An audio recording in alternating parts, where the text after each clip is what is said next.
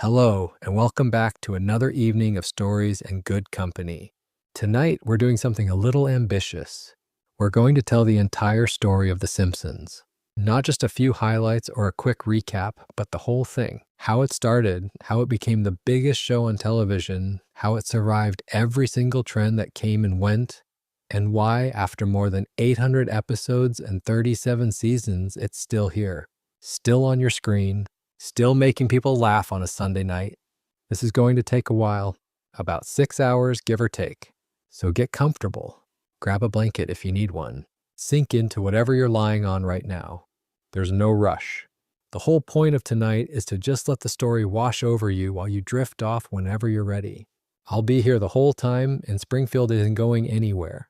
Before we get into it, if you like what I do here, subscribing is the best way to support the channel. But honestly, don't worry about that right now. Just settle in. We've got a long, cozy night ahead of us. So let's start at the very beginning. And by the very beginning, I don't mean the first episode. I mean a cartoonist sitting in a lobby in 1987 about to make the most important doodle of his life.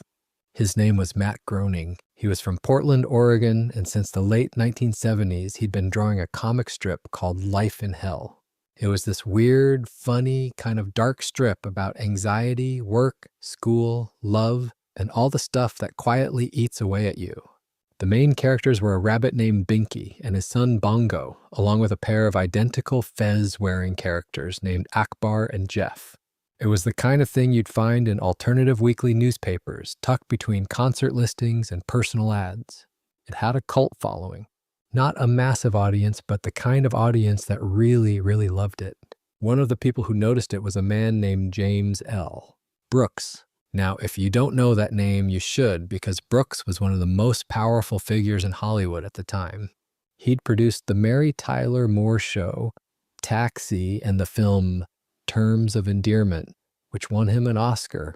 By the mid-'80s, he was putting together a new variety show for the Fox network called The Tracy Ullman Show, and he wanted short, animated segments to run between the live-action sketches. Someone showed him Life in Hell, and he thought Groening might be the guy to make those segments. So Groening gets the call. He flies down to Los Angeles. He's excited but also nervous because there's a catch. If he pitches Life in Hell as the basis for the animated shorts, he'd probably have to sign over the rights to his characters. That's how these deals tend to work. And Groening loved those characters. He'd been drawing them for nearly a decade. He didn't want to hand them over to a network. So here's where it gets interesting. Groening is sitting in the lobby of James L. Brooks' office, waiting to go into the meeting, and he makes a decision. Instead of pitching Life in Hell, he's going to pitch something brand new. Something he comes up with right there, on the spot, in that waiting room. He grabs a piece of paper and sketches out a family. A dad, a mom, 2 sisters, and a brother. He names the parents Homer and Marge after his own parents. The sisters become Lisa and Maggie, named after his real sisters. And the son? He named him Bart, which, and I love this detail, is an anagram of the word brat. Groening chose the name deliberately. The anagram was very much part of the joke. The drawings were rough, really rough, but the characters had something. There was an energy to them, a dynamic you could feel even in stick figure quality sketches. A bumbling dad, a patient mom, a troublemaking kid, a smart daughter, and a baby who just kind of watches everything. It was a family. A messy, imperfect, completely recognizable family. Groening walked into that meeting and pitched The Simpsons instead of Life in Hell. Brooks liked what he saw. And just like that, the most important animated family in television history was born in a lobby, on a scrap of paper, because a cartoonist didn't want to give up his rabbits. But Groening couldn't build this thing alone. He had the characters, the look, the basic DNA. Brooks had the producing muscle, the connections, the ability to get things made. But they needed someone to actually shape the comedy, to figure out what the show would sound like and feel like on a week-to-week basis. That person was Sam Simon. Sam Simon is honestly one of the most underappreciated people in television history. He was a writer and producer who'd worked on shows like Taxi and Cheers, and he had this incredible ability to build a writing room from scratch. He knew how to find funny people, how to get them working together, and how to shape raw material into something consistent and sharp. When it came to The Simpsons, Simon was the one who assembled the original writing staff. He was the one who figured out the comedic voice. He built the engine that the show would run on for decades. And yet, for years, he didn't get nearly the credit he deserved. Groening was the creator, the name on the poster. Brooks was the legendary producer. Simon was the guy in the background making it all actually work. He stayed involved through the first 4 seasons, then stepped back from day-to-day production. But he kept his executive producer credit and his share of the profits for the rest of his life. He passed away on March 8, 2015. By then, the show he'd helped build was already a quarter-century old and showed no signs of stopping. So with Groening, Brooks, and Simon in place, the first Simpsons content started appearing on television on April 19, 1987. These were the Tracy Ullman shorts. Little animated segments, each about 1 to 2 minutes long, that ran during commercial breaks on The Tracy Ullman Show. 48 of them aired between 1987 and 1989. They were rough. The animation was crude, the voices were still being figured out, and the characters didn't quite look like the Simpsons we'd come to know later. Homer's design was different. Bart's head shape wasn't quite right. The colors were a little off, but the family dynamic was already there. Homer was already a lovable screw-up. Bart was already a troublemaker. Lisa was already the smart one nobody listened to. Marge was already the glue holding everyone together. And Maggie was already just sort of there, watching, sucking on her pacifier, taking everything in. Audiences responded. There was something about these little yellow people that connected, Fox noticed. And Fox at that point really needed things to connect. In the late 1980s, Fox was not the network it is today. It was the new kid on the block, barely a few years old, struggling to compete with ABC, NBC, and CBS. They were hungry for anything that might give them an identity. And this weird little animated family from a variety show? It had potential. The decision was made to spin The Simpsons off into their own half-hour show, a primetime animated series aimed at adults, which at the time was a genuinely wild idea. The last time a primetime animated show had worked was The Flintstones, and that was back in the 1960s. Nobody had successfully done it since. The conventional wisdom was that cartoons were for Saturday mornings and kids, not for Sunday nights and grown-ups. Fox didn't care about conventional wisdom. They ordered a full season. Now here's something a lot of people don't know. The very first episode of The Simpsons was not supposed to be the first episode of The Simpsons. The show was originally meant to premiere with an episode called Some Enchanted Evening, which had been produced first. But when the animation came back from Klasky Supo, the studio handling the animation at the time, it was a disaster. The quality was so bad, so far below what was acceptable, that the episode had to be almost entirely redone. It couldn't air as the premiere, so they pivoted.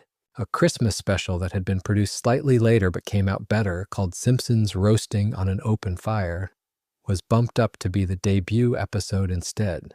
It aired on December 17, 1989, and approximately 13.4 million households tuned in.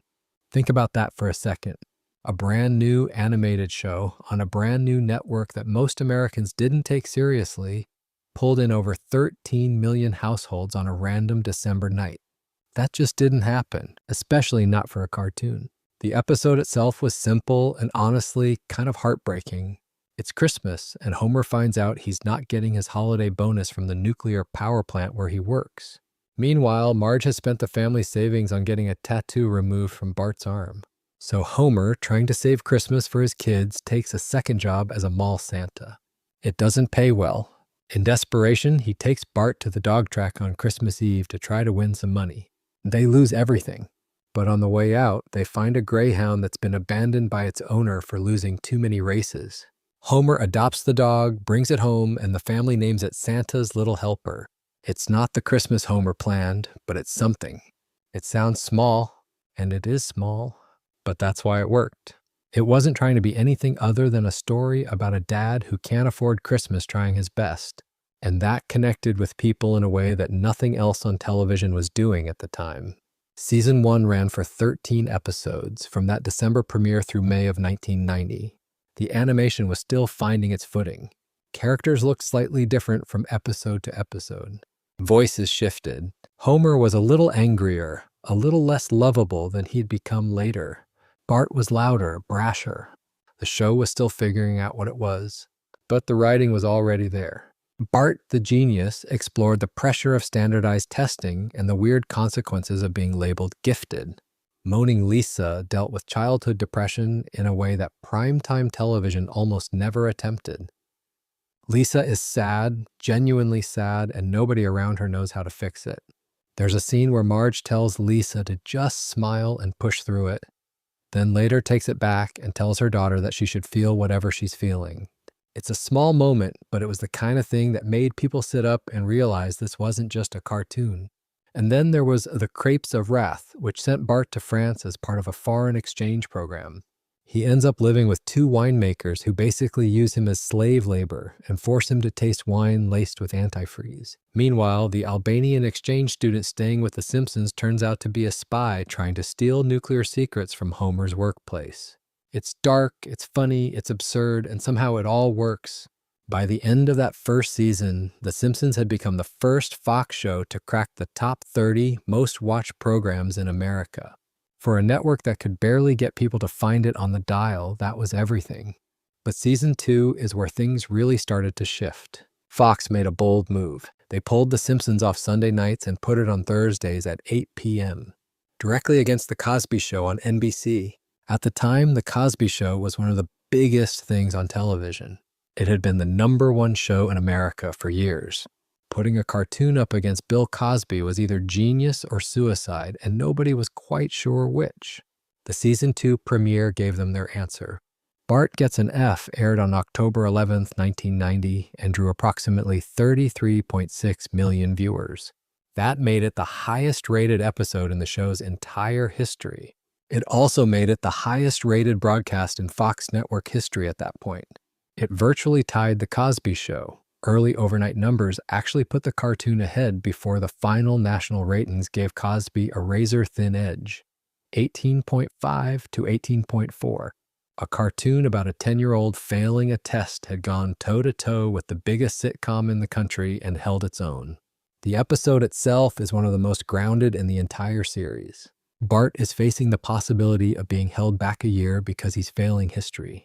He tries everything to avoid studying, then actually tries studying and still struggles.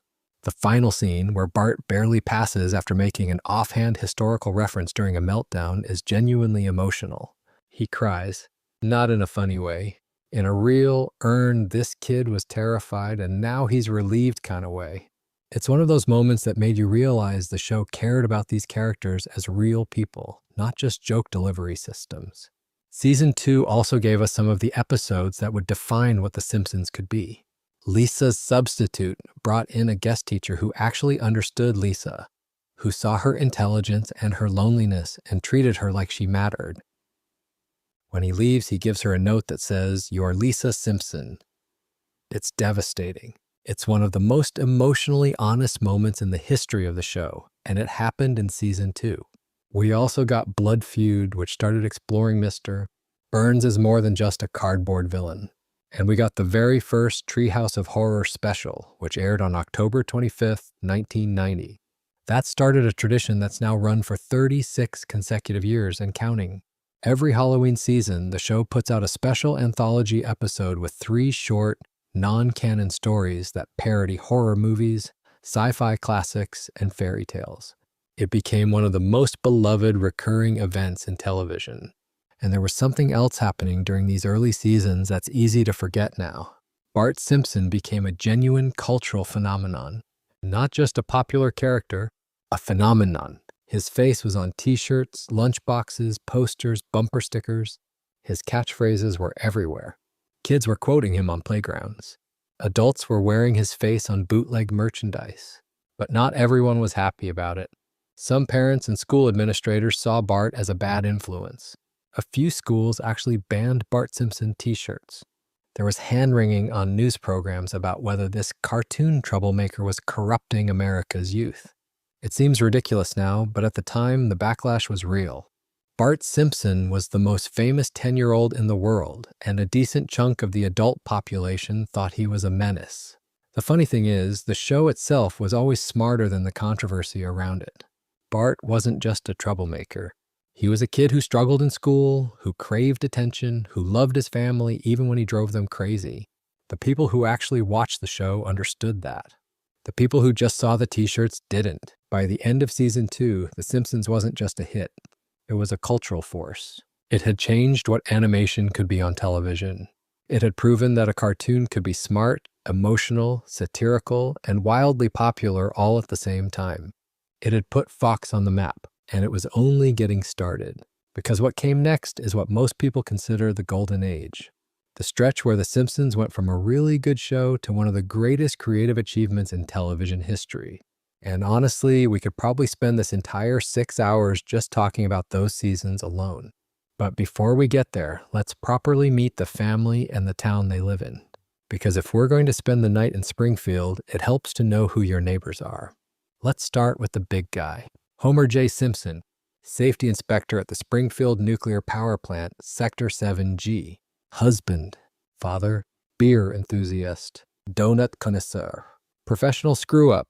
The man is voiced by Dan Castellaneta, who is, and I don't think this gets said enough, one of the most versatile voice actors who has ever lived. Castellaneta doesn't just do Homer. He also voices Grandpa Simpson, Krusty the Clown, Barney Gumble, Mayor Quimby, Groundskeeper Willie, Sideshow Mel, Hans Moleman, Itchy, Gil Gunderson, and something like 20 other recurring characters. Over 30 voices from one person. That's the record for the most characters voiced by a single actor on the show. Homer himself is one of those characters who seems simple on the surface, but actually isn't. He's lazy, sure. He's not smart. He makes terrible decisions on a regular basis. But he also genuinely loves his family in this deep, inarticulate way. He can't always express it, and he definitely can't always show it through his actions, but it's there.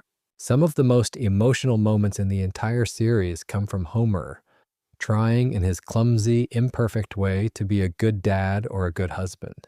He fails constantly, but he keeps trying, and there's something really human about that. Also, his catchphrase, that frustrated groan of "dough," was officially added to the Oxford English Dictionary in 2001. A cartoon character's annoyed grunt became a legitimate English word. That's the kind of cultural impact we're talking about here. Then there's Marjorie Bouvier Simpson, the blue-haired, raspy-voiced matriarch who keeps the entire family from falling apart. Voiced by Julie Kavner, who is famously private. Like, really private. Her contract actually stipulates that she never has to perform the Marge voice on camera. She almost never does interviews. She just shows up, does the work, and disappears, which honestly is kind of perfect for the character. Marge is the person in the background making sure everything functions. She's the emotional center. She's the one who remembers birthdays, mediates arguments, worries about money, and still somehow finds the energy to deal with Homer's latest catastrophe. Marge doesn't always get the flashiest storylines, but when the show gives her something real to work with, the results are incredible. There are episodes where she struggles with self-worth, with feeling invisible, with wanting more from life than what she has. And those episodes are among the best in the series because Marge is the most grounded character in the family. When her world wobbles, you feel it. Bartholomew Jojo Simpson, 10 years old forever, the kid who will not stop causing trouble. Voiced by Nancy Cartwright, who, and this is one of my favorite behind-the-scenes facts, originally auditioned for the role of Lisa. She walked into the audition, read for Lisa, and then asked if she could try Bart instead. She got the part on the spot, a woman voicing a 10-year-old boy. It shouldn't work, but it absolutely does. Cartwright's Bart is energetic, defiant, vulnerable, and instantly recognizable. In the early 1990s, Bart was basically the face of the show. He was the one on all the merchandise. He was the one parents were worried about. He was the rebel, the class clown, the kid who wrote rude things on the chalkboard every week. But as the show evolved, Bart became something more nuanced. He's a kid who struggles in school, who acts out because he doesn't know how else to get attention, who has a genuinely complicated relationship with his father. Some of the show's best episodes are the ones where Bart drops the tough act and you see the scared, insecure kid underneath. Lisa Marie Simpson, 8 years old, genius, vegetarian, Buddhist, saxophone player, voiced by Yeardley Smith, who has the distinction of being the only main cast member who primarily voices just one character. While everyone else is juggling dozens of roles, Smith focuses almost entirely on Lisa. And because of that, there's a depth and consistency to the performance that really comes through. Lisa is the show's moral compass and its intellectual engine. She's the one who questions things, who pushes back against the stupidity and corruption around her, who believes the world can be better even when it keeps proving her wrong. She's also lonely, really lonely. Being the smartest person in the room when you're 8 years old and living in Springfield is isolating. The show handles that loneliness with a tenderness that catches you off guard sometimes. And then there's Maggie, Margaret Simpson, the baby. She almost never speaks. She's almost always sucking on that pacifier. And yet somehow she might be the most interesting Simpson of all. Because Maggie is the wild card. She's the one who shot Mr. Burns. She's rescued Homer on multiple occasions. She's demonstrated an almost supernatural level of awareness and capability for someone who can't even talk yet. There's a running thread through the entire series that Maggie might actually be the most extraordinary member of the family, and nobody notices because she's a baby. In 2012, Maggie got her own theatrical short film called The Longest Daycare. It was screened before Ice Age, Continental Drift in theaters, and was nominated for an Academy Award. An animated short about a baby at daycare, and it nearly won an Oscar. That's Maggie Simpson for you. But the Simpsons don't live in a vacuum. They live in Springfield, and Springfield is one of the great fictional towns in all of storytelling. Nobody knows what state Springfield is in. That's deliberate. Matt Groening eventually admitted he named it after Springfield, Oregon, but he was very clear that the town in the show is meant to be any town, USA. It's everywhere and nowhere. The show has contradicted its own geography hundreds of times on purpose. Springfield has a beach, a gorge, a desert, mountains, a harbor, and a nuclear power plant. It's whatever it needs to be for whatever story is being told. And the people who live there are just as important as the Simpson family itself. We've got Charles Montgomery Burns, the impossibly ancient, impossibly wealthy owner of the nuclear power plant. He's basically everything wrong with unchecked capitalism squeezed into a frail old man who can't remember his employees' names. His assistant, Waylon Smithers, is devoted to him in ways that started as ambiguous and eventually became explicitly romantic on Smithers' end. Both are voiced by Harry Shearer, who also does Ned Flanders, Principal Skinner, Kent Brockman, Reverend Lovejoy, Lenny Leonard, and a bunch of others. Ned Flanders, the relentlessly cheerful, deeply religious next-door neighbor. Mo Zistlak, the miserable bartender with a heart buried somewhere deep under all that misery. Chief Clancy Wiggum, the incompetent police chief. Krusty the Clown, the jaded, chain-smoking children's entertainer. Principal Seymour Skinner, the uptight school administrator with a complicated relationship with his mother. Barney Gumble, Homer's best friend and the town drunk. Comic book guy, the sarcastic pop culture gatekeeper. There are literally hundreds of recurring characters in Springfield, and most of them are voiced by just 6 people. Dan Castellaneta, Julie Kavner, Nancy Cartwright, Yeardley Smith, Hank Azaria, and Harry Shearer. Azaria joined in season 2 and voices Mo, Chief Wiggum, Comic Book Guy, Professor Frink, Doctor, Nick, and dozens more. Between the 6 of them, they populate an entire town. It's genuinely astonishing when you think about it. 6 human beings sitting in a recording studio in Los Angeles, bringing hundreds of characters to life week after week, year after year for over 3 decades.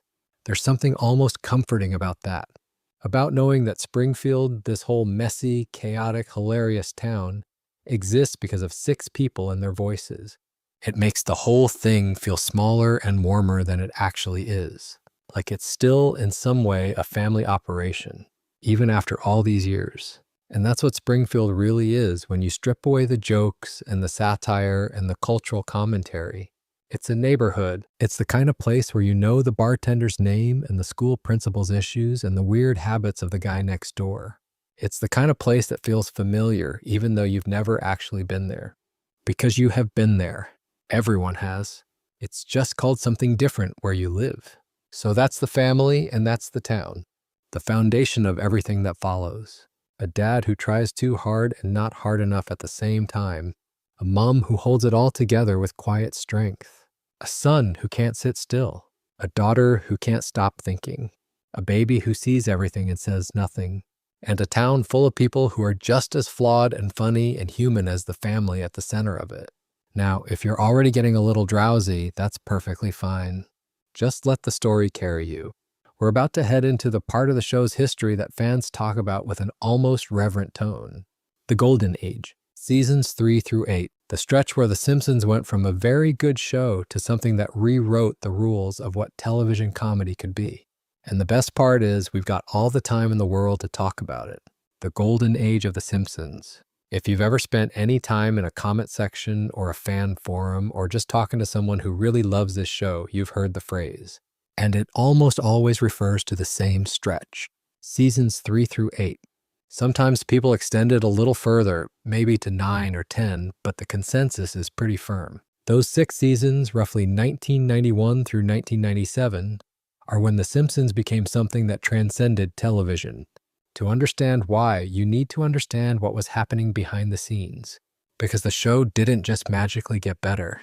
It got better because the people making it kept changing, and each new group brought something different to the table. Seasons 3 and 4 were run by Al Jean and Mike Rice as co-showrunners.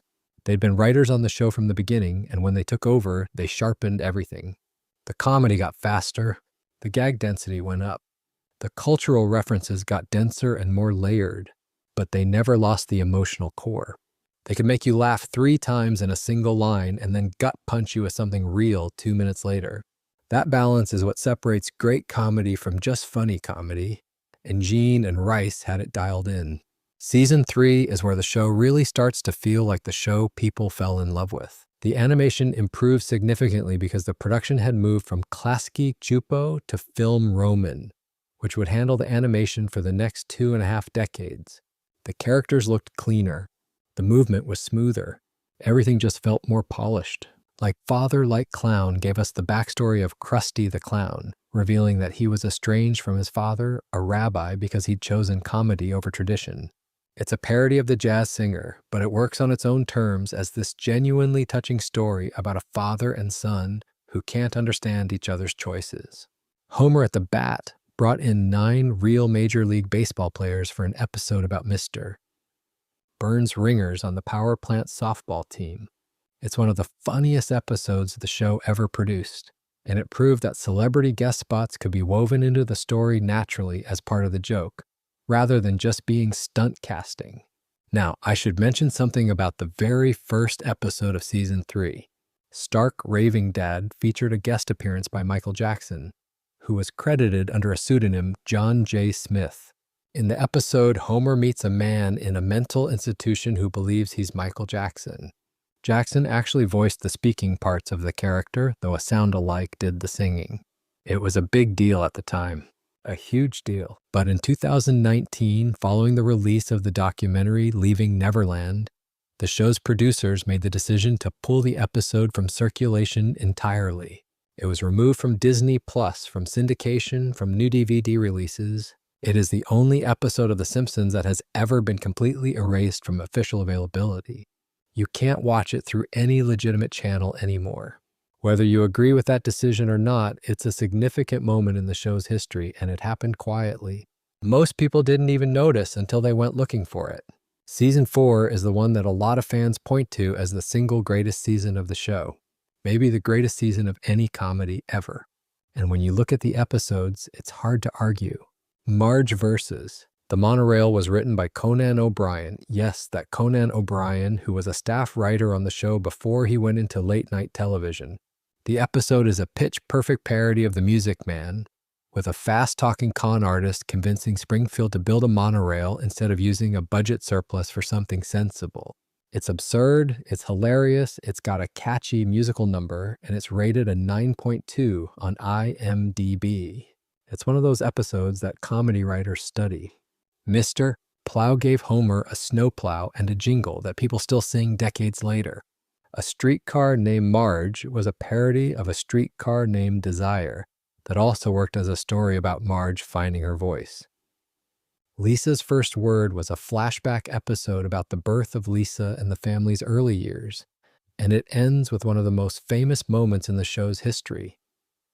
Homer is putting Maggie to bed and lamenting that she still hasn't said her first word. He walks out of the room, and then Maggie, alone in her crib, takes out her pacifier and says, "Daddy." Homer doesn't hear it. Nobody hears it except the audience. It's such a small, quiet, perfect moment. The kind of thing that reminds you why people love this show so much. It was also during season 4 that the show really locked in its format. The typical Simpsons episode has an A plot and a B plot. One storyline follows one family member's adventure or misadventure, and another follows a different character doing something else entirely. These two threads usually intersect at some point near the end, but sometimes they don't, and that's fine too. It's a structure that gives the writers incredible flexibility. You can tell two completely different kinds of stories in the same 22 minutes. Then David Merkin took over as showrunner for seasons 5 and 6, and the show got weirder in the best possible way. Merkin pushed the absurdism further. He was less interested in grounded family stories and more interested in what happened when you took the show's internal logic and cranked it up to 11. Deep Space Homer sent Homer to space. Literally. NASA needs an average American to boost their ratings, and Homer volunteers. It's ridiculous, it's wonderful, and it features one of the most famous visual gags in the show's history involving a bag of potato chips floating in zero gravity set to the Blue Danube. Cape Fear is a sideshow Bob episode, and many fans consider it the best one. Bob, voiced brilliantly by Kelsey Grammer, is released from prison and hunts Bart. The family goes into witness protection. There's a sequence where Bob keeps stepping on rakes and getting hit in the face that goes on for so long it stops being funny, becomes unfunny, and then wraps all the way back around to being the funniest thing you've ever seen. It's a masterclass in comedic timing, and it's rated somewhere between a 9.1 and 9.2 on IMDb. Actually, let me take a quick detour here to talk about Sideshow Bob because he's one of the show's great recurring characters. Robert Underdunk Terwilliger started out as Krusty the Clown's sidekick, the guy who got hit with pies and shot out of cannons. But underneath the clown makeup was an educated, cultured, deeply resentful man. He framed Krusty for armed robbery in season 1, got caught by Bart, and went to prison. From that point on, he became Bart's nemesis, returning every few seasons with increasingly elaborate plans to kill a 10-year-old. He's voiced by Kelsey Grammer, who brings this incredible Shakespearean quality to the character. Bob quotes Gilbert and Sullivan. He monologues. He's pretentious and dangerous and oddly sympathetic. The show found this amazing sweet spot where Bob is terrifying to Bart but hilarious to the audience, and that tension is what makes every Sideshow Bob episode feel special. But back to the main timeline. Season 6 is where the show pulled off something really ambitious. Who Shot Mr. Burns? Was a 2-part mystery that aired as the Season 6 finale and the Season 7 premiere. Part 1 came out on May 21st, 1995 and ended with Burns being shot by an unknown assailant. Then America had to wait the entire summer to find out who did it. Fox ran this massive promotional campaign modeled on the Who Shot JR phenomenon from Dallas. There were contests, theories, water cooler debates across the country.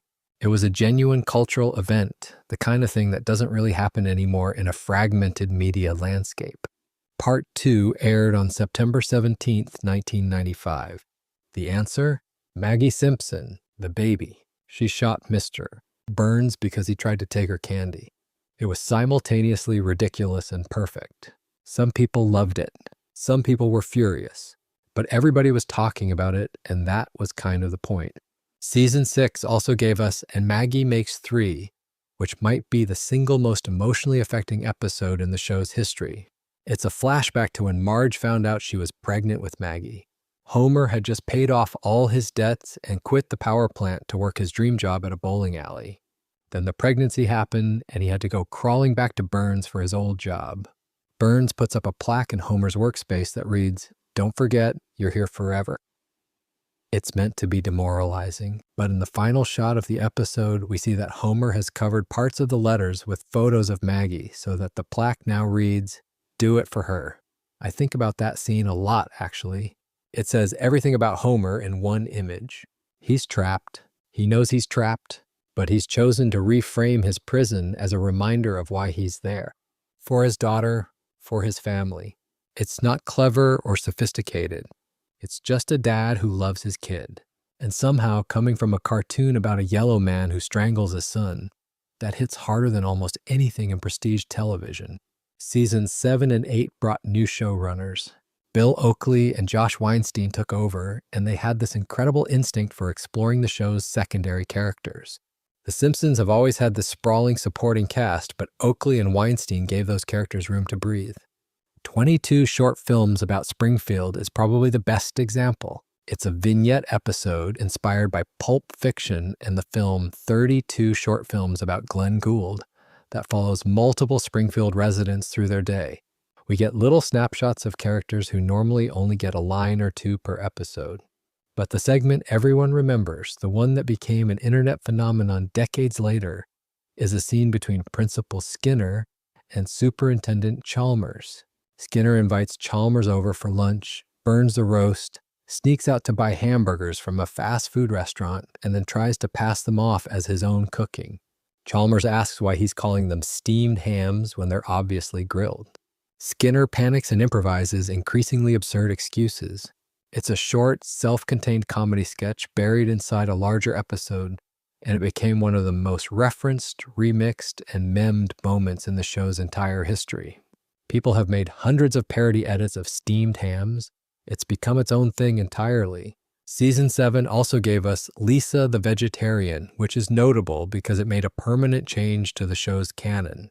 Lisa decides to stop eating meat after bonding with a lamb at a petting zoo. This wasn't a one-episode gag. From this point forward, Lisa remains a vegetarian for the rest of the series. It's one of the rare instances where The Simpsons let a character actually grow and keep that growth. The episode featured Paul and Linda McCartney as guest voices, and Paul allegedly only agreed to appear on the condition that Lisa's vegetarianism would stick. It did. And then there's Mother Simpson, the episode where Homer's long-lost mother Mona returns. She'd been absent from his life since he was a child, and the episode reveals why. She was a radical activist in the 1960s who accidentally destroyed Mr. Burns' germ warfare laboratory and went on the run from the law. She's been hiding ever since. The episode ends with Mona having to flee again and Homer sitting alone on the hood of his car staring up at the stars. No joke. No punchline. Just a man sitting in the dark, missing his mom. The show held that shot for a long time. It's one of the most beautiful, melancholy images the series ever produced. Season 8 might be the most consistently brilliant season the show ever made. I know I said Season 4 was the peak, and a lot of people would agree with that. But Season 8 has an argument. You Only Move Twice introduced Hank Scorpio, Homer's new boss, after the family moves to a planned community called Cypress Creek. Scorpio is friendly, charismatic, genuinely supportive of Homer, and also secretly a James Bond-style supervillain trying to take over the world. The joke is that Homer has the perfect boss and the perfect job, but the family is miserable in their new town, so they move back to Springfield. Homer never realizes his boss was a megalomaniac. It's a 9.2 on IMDb, and fans have been begging for Scorpio to come back for decades. Homer's enemy is something different entirely. It's the highest-rated episode on IMDb at a 9.3, and it works by doing something the show had never really done before. It introduces Frank Grimes, a man who has worked incredibly hard his entire life and has nothing to show for it. Then he meets Homer, a man who has done absolutely nothing to deserve his comfortable life, and yet somehow has a house, a family, a job, friends, and has even been to space. Grimes is furious. He can't understand how someone so lazy and incompetent can thrive while he suffers. The episode is essentially a deconstruction of the show's own premise. It asks the question that the audience has been ignoring for 8 seasons. How does Homer Simpson survive? The answer the episode suggests is that in the world of The Simpsons, effort doesn't matter, luck does, and that's either comforting or horrifying depending on how you look at it. Grimes doesn't survive, by the way. He dies at the end. He electrocutes himself in a fit of rage. At his funeral, Homer falls asleep and mumbles something about turning off the TV. Everyone laughs. It's the darkest ending the show had ever done. Season 8 also brought us The Springfield Files, a crossover with The X-Files, where Mulder and Scully, voiced by David Duchovny and Gillian Anderson, investigate an alien sighting in Springfield, and The Simpsons Spin-off Showcase, which imagined 3 fake spin-off shows featuring Simpsons characters parodying the television industry's obsession with squeezing every last dollar out of a successful property. It was the kind of meta, self-aware humor that the show could pull off better than almost anyone. And through all of this, through all 6 of these seasons, the show was airing to massive audiences and winning awards left and right. The Emmys kept coming. The critical praise kept coming. Time magazine would eventually name it the best television show of the 20th century. The BBC in 2010 wrote that the common consensus is that the golden era ended after season 9. That's how firmly those years are cemented in television history. But here's the thing about golden ages. They end, not with a crash usually, but with a slow shift. The people who built them move on, the energy changes, and one day you realize that the thing you're watching is still good, but it's not quite the same. That's what happened to The Simpsons starting around season 9, and we'll get to that. But first, let's talk about the people behind the scenes. The ones whose voices you hear every week, the ones who wrote the jokes, the ones who drew the pictures. Because understanding who made the show and what they went through to keep making it is a huge part of understanding why it lasted this long. If you're getting drowsy right now, that's okay. This next part is a little quieter. It's about the humans behind the yellow. 6 people voice an entire town. I mentioned this earlier, but it's worth sitting with for a moment because it's genuinely remarkable. Dan Castellaneta, Julie Kavner, Nancy Cartwright, Yeardley Smith, Hank Azaria, and Harry Shearer. They are the principal cast of The Simpsons, and between them, they bring to life hundreds of characters. Not dozens, hundreds. Castellaneta alone does over 30. Homer, Grandpa, Krusty, Barney, Mayor Quimby, Groundskeeper Willie, Sideshow Mel, Hans Moleman, Gil. The list goes on and on. Hank Azaria, who joined in season 2, does Moe, Chief Wiggum, Comic Book Guy, Professor Frink, Doctor. Nick Riviera, Snake, Bumblebee Man, Cletus, Superintendent Chalmers, the Sea Captain. Harry Shearer covers Mr. Burns, Smithers, Ned Flanders, Principal Skinner, Kent Brockman, Reverend Lovejoy, Lenny, Otto, Scratchy, and Rainier Wolfcastle, among others. Cartwright does Bart, Nelson, Ralph Wiggum, Todd Flanders, and more. Kavner does Marge, Patty, Selma, and their mother. Smith does Lisa and occasionally Maggie. They all record together, usually in the same room, which is relatively unusual for animation. A lot of animated shows have their actors record separately, but The Simpsons has always valued the energy that comes from people being in the same space, bouncing off each other, reacting in real time. It gives the performances a naturalism that you can hear even through the abstraction of animation. The relationship between the cast and the show has not always been smooth, though. There have been several major salary disputes over the years, and each one has revealed something about the strange economics of television's most enduring franchise. In 1998, the cast threatened to strike. At that point, the show was generating enormous revenue for Fox, but the actors felt they weren't being compensated fairly. The dispute was resolved with salary increases, but it set a pattern. In 2004, the cast actually stopped showing up to script reads. They wanted more money, and they were willing to hold the production hostage to get it. Salaries went up to roughly $360,000 per episode. By 2008, the 6 principal actors were reportedly earning around $400,000 per episode each. For context, the show was producing about 22 episodes a season at that point. You can do the math. Then came 2011, and this is the one that really scared people. Fox looked at the numbers and essentially told the cast that the show was too expensive to keep making. They threatened to cancel The Simpsons entirely unless the actors agreed to a 45% pay cut. 45%. That's not a trim. That's nearly cutting salaries in half. After negotiations, the cast reportedly agreed to reduce their per-episode pay to around $300,000. But they got something in return, a share of the back-end profits from syndication and merchandising. Given that The Simpsons is one of the most syndicated shows in history, that back-end deal was probably worth the haircut. Harry Shearer had his own separate drama in 2015. He briefly left the show over contract disputes, and for a few weeks there was genuine concern that characters like Mr. Burns, Ned Flanders, and Principal Skinner might have to be recast or written out. Shearer eventually came back. A new deal was reached. But it was a reminder that even after 25 years, the business side of the show could still get turbulent. While the actors get the most attention, the show's visual identity has its own long and complicated history. The animation has been handled by 3 different studios over the show's run. Klasky Kisupo, the studio also known for Rugrats, did the Tracy Ullman shorts and the first 3 seasons. Their style was rougher, more fluid, with a hand-drawn looseness that gave the early seasons a distinctive look. Starting with season 4, production moved to Film Roman, which refined the animation and gave the show the cleaner, more consistent look that most people associate with its classic era. Film Roman handled the show all the way through season 27. Then, from season 28 onward, the animation moved in-house to Fox Television Animation, later renamed 20th Television Animation under the Disney umbrella. The bigger transition was technological. For the first 13 seasons, The Simpsons was produced using traditional cell animation. That means every frame was drawn by hand on paper, then painted onto transparent cells, then photographed. It's an incredibly labor-intensive process, and it gave the show a warmth and texture that's hard to replicate digitally. Starting partway through season 14 with an episode called The Great Louse Detective, the show switched to digital ink and paint.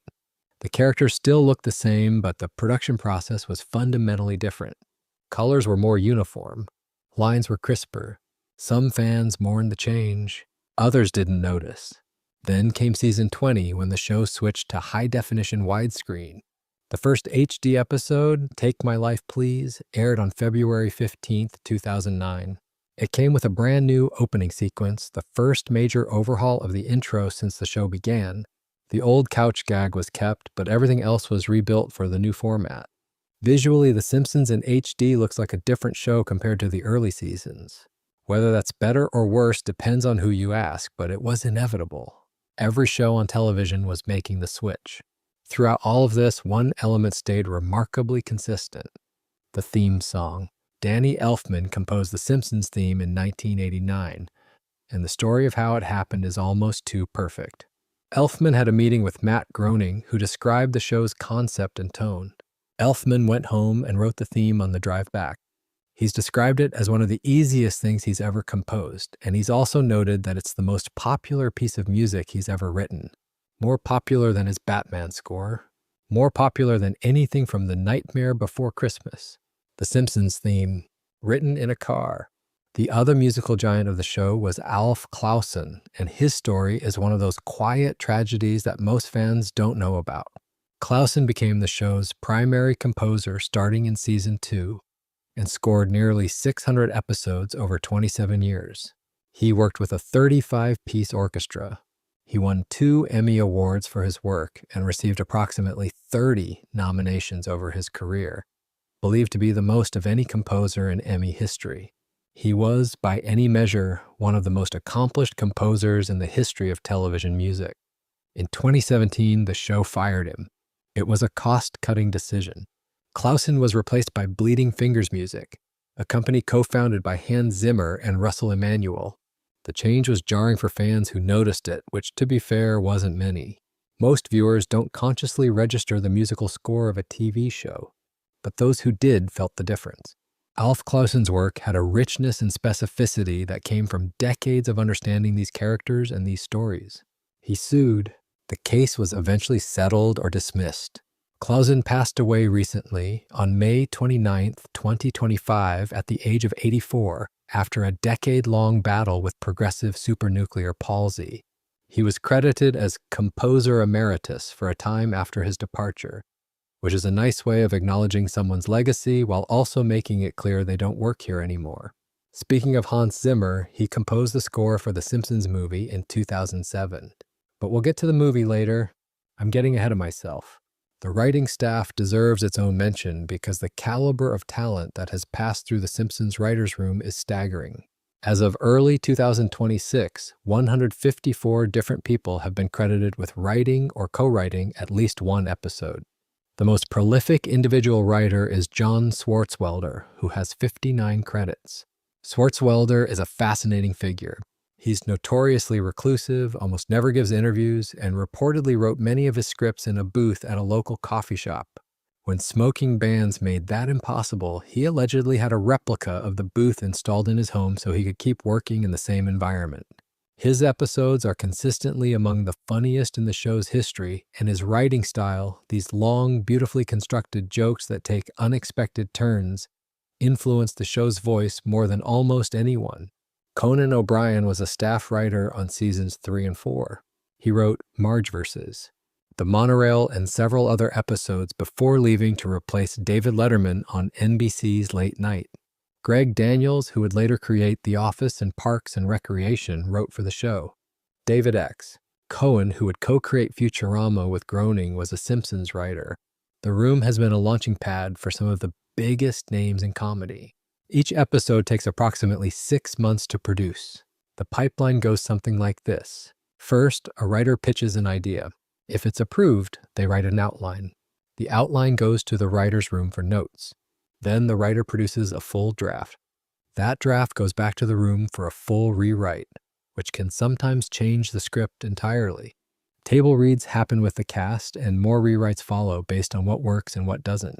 Then the script goes to the animation team, where storyboards and animatics are produced. More changes happen at the animatic stage. Finally, the actual animation is produced, often overseas at studios like ACOM in South Korea or Rough Draft Studios, which handle the labor-intensive in-between work, coloring, and final rendering. By the time an episode airs, it's been through dozens of hands and months of work. It's worth pausing for a second to appreciate how exhausting that must be. Not for one episode, but for over 800 of them. The sheer sustained effort of producing this show, year after year, decade after decade, is almost impossible to comprehend. People have spent their entire adult lives working on The Simpsons. Some started as young writers and are now in their 60s. The show has outlasted marriages, careers, entire cultural eras, and the machine just keeps turning. There's a kind of beauty in that, I think, in the stubbornness of showing up and making something over and over, even when the world has moved on, even when the critics have gotten bored, even when the ratings have dropped. Just showing up and making the thing. There's a quiet dignity to it. If you've dozed off by now, that's fine. If you're still with me, let's keep going, because the golden age is behind us, and what comes next is where things get complicated. Around season 9, something shifted. It wasn't a dramatic break. The show didn't suddenly become unwatchable overnight. It was more like a slow turn, the way a river changes direction gradually enough that you don't notice until you look up and realize the landscape is completely different. Mike Scully took over as showrunner for seasons 9 through 12, and his tenure has become one of the most debated periods in the show's history. Under Scully, the show got wilder. The plots became bigger and more outlandish. Homer, who had always been a lovable oaf, started becoming something different. Fans eventually coined a term for it, jerk-ass Homer. The idea was that Homer's behavior became more extreme, more reckless, more consequence-free. In the Golden Age, Homer did dumb things, but there was usually an emotional cost. Under Scully, Homer did dumb things and the universe just kind of shrugged. Whether this was a genuine decline or just a natural evolution is something fans still argue about. But the critical consensus began to shift. Reviews got more mixed. The phrase, "it's not as good as it used to be," became a constant companion to any discussion of the show. The very first episode of season 9 lit a match that's still smoldering. The principal and the pauper revealed that Principal Skinner, the uptight, mama's boy school administrator that the show had been developing for 8 years, was actually an imposter. His real name was Armin Tamzarian. The real Seymour Skinner was a different man entirely. At the end of the episode, the town agrees to forget the whole thing and go back to normal, and a judge literally orders that nobody ever mention it again under penalty of torture. It was played as a joke, but a lot of fans and even some of the show's own writers were genuinely upset. It felt like a betrayal of a character they'd invested in. It was one of those episodes that made people wonder whether the show still cared about its own history. Season 9 also brought the 200th episode, Trash of the Titans. in which Homer runs for and wins the position of Springfield's sanitation commissioner after getting into a dispute about garbage collection. The episode featured U2 as guest stars and won an Emmy.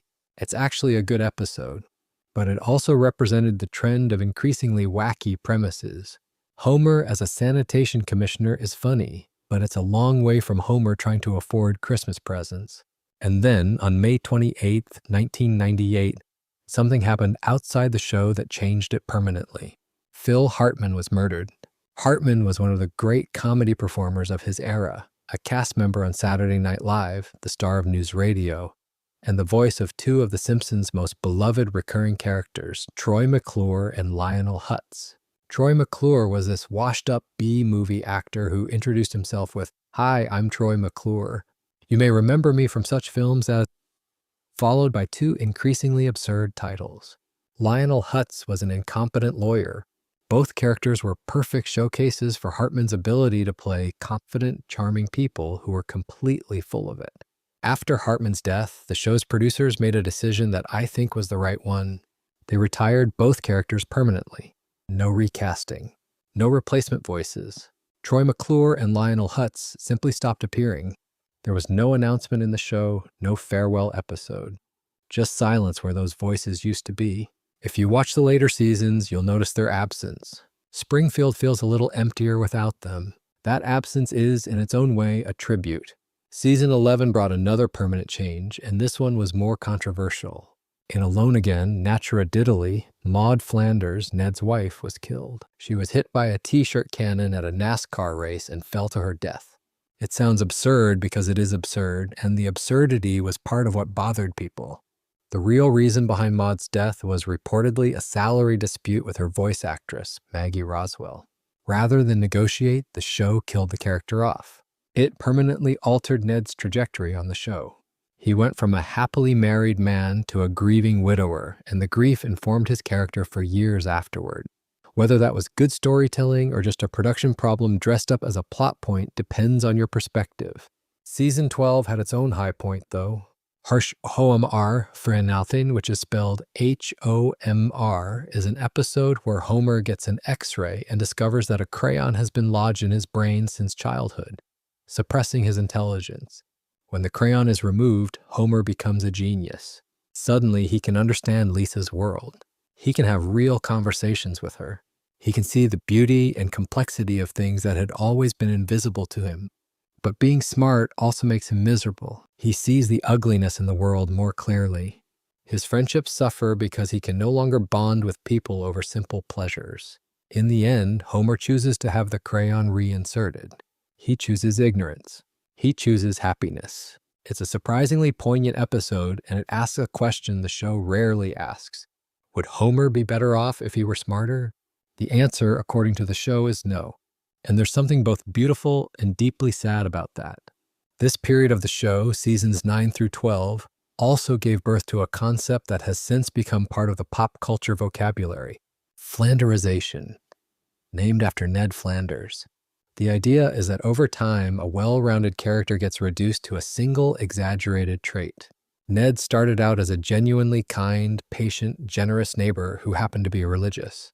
By the later seasons, his entire personality had been compressed down to the religious guy. Everything about him became a vehicle for jokes about Christianity. His kindness became bland. His patience became naivety. He stopped feeling like a real person and started feeling like a walking punchline. This happened to other characters too. Homer went from a complex mixture of stupidity and emotional depth to just the dumb guy, Mr. Burns went from a nuanced villain to a cartoonish one. Even minor characters like Ralph Wiggum, who started as just a weird kid, became a one-note joke machine. It's a natural consequence of running a show for this long. When you have to generate 20 or so new stories every year, it's easier to write characters as types than as people. But it's also the thing that fans of the golden age mourn the most. The feeling that characters they cared about got flattened into caricatures. But here's the thing I think a lot of people miss when they talk about the decline of The Simpsons. The show didn't become bad. It became different. And different can feel like bad when you're comparing it to something you loved. Seasons 9 through 12 still have genuinely great episodes scattered throughout. The City of New York versus Homer Simpson from Season 9 is hilarious and has its own complicated legacy because it prominently features the World Trade Center and was temporarily pulled from syndication after September 11th. Behind the Laughter from Season 11 is a brilliant mockumentary parody of VH1's Behind the Music.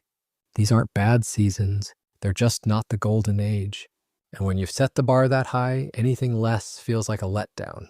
If you're still listening, I want you to know that it's okay to disagree with any of this. Every Simpsons fan has their own golden age, their own favorite era, their own hill to die on. Some people love the Scully years. Some people think the show has never been better than it is right now. There's no wrong answer. It's a 37-year-old show. It contains multitudes. Let your eyes close if they haven't already. We're about to move into the longest stretch of the show's history, the Al Jean era. 20 consecutive seasons under one showrunner. The movie. The transition to HD. The moment the show went from cultural phenomenon to cultural furniture. It's a quieter story than the Golden Age, but it's no less interesting. And we've got all night to tell it. When Al Jean took over as sole showrunner in Season 13, he was stepping into a unique position. He wasn't a newcomer. He'd been with the show since the very beginning. He and Mike Rice had co-run Seasons 3 and 4, right at the heart of the Golden Age. He knew what the show was at its best. He also knew that the show, by 2001, was a very different beast than it had been in 1991. The cultural moment had passed. The Simpsons was no longer the exciting new thing. It was an institution, and institutions have different needs than upstarts. They need stability. They need consistency. They need someone who can keep the machine running without burning it out. Jean did exactly that. For 20 consecutive seasons, from Season 13 through Season 32, he was the showrunner.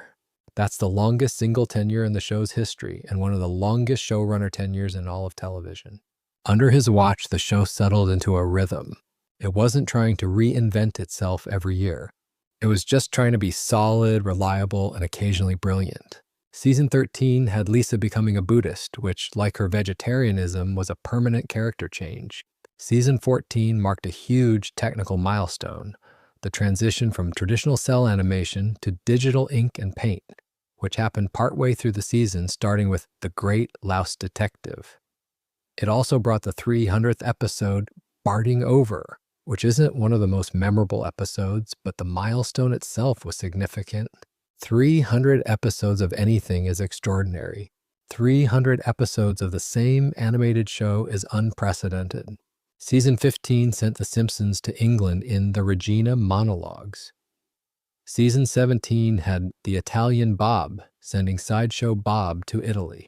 The show had developed this tradition of taking the family on international trips, partly because it gave the writers new settings to work with, and partly because, let's be honest, there are only so many stories you can set in the same small town over 15 years.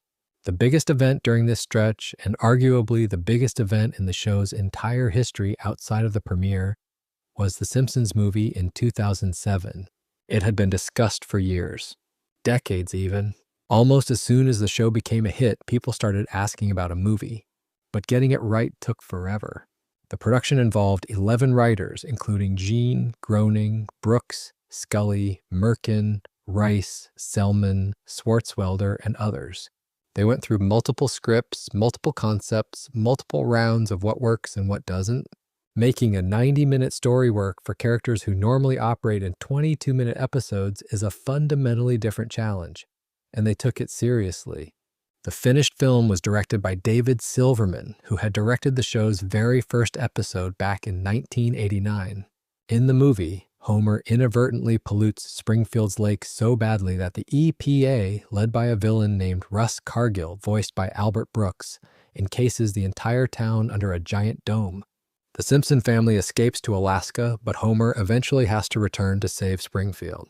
It's a straightforward plot, but the execution is sharp, funny, and surprisingly emotional. There's a scene where Homer, alone in Alaska after Marge has left him, has a spiritual experience involving an Inuit woman that is genuinely moving. The movie earned about $536 million worldwide on a production budget of roughly $75 million. It was the 8th highest grossing film of 2007 and the 2nd highest grossing traditionally animated film of all time at that point, behind only The Lion King. Critics gave it an 87% on Rotten Tomatoes and an 80 on Metacritic. Hans Zimmer composed the score. It was, by every metric, a success. It proved The Simpsons could still draw a crowd when the stakes were high enough. It also proved that a movie was always going to be a one-time event, not a franchise. There wouldn't be a sequel for 2 decades. The one is apparently now in the works, expected in September of 2027. After the movie, the show continued on. Season 19 was affected by the 2007 to 2008 writers' strike, which shortened it to 20 episodes.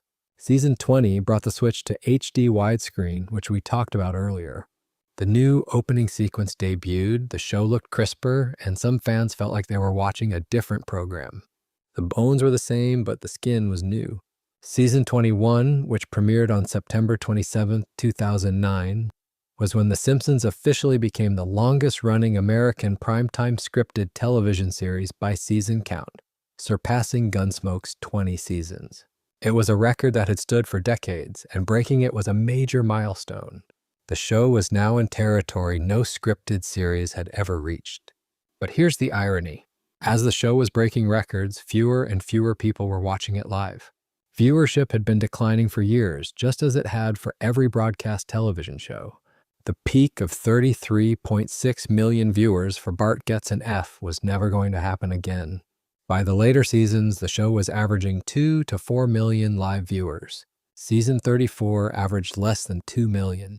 These numbers sound alarming until you remember that broadcast ratings no longer tell the whole story. Streaming changed everything, and The Simpsons, as it turns out, was perfectly built for the streaming era. When Disney Plus launched on November 12, 2019, every completed season of The Simpsons was available on the platform from day one.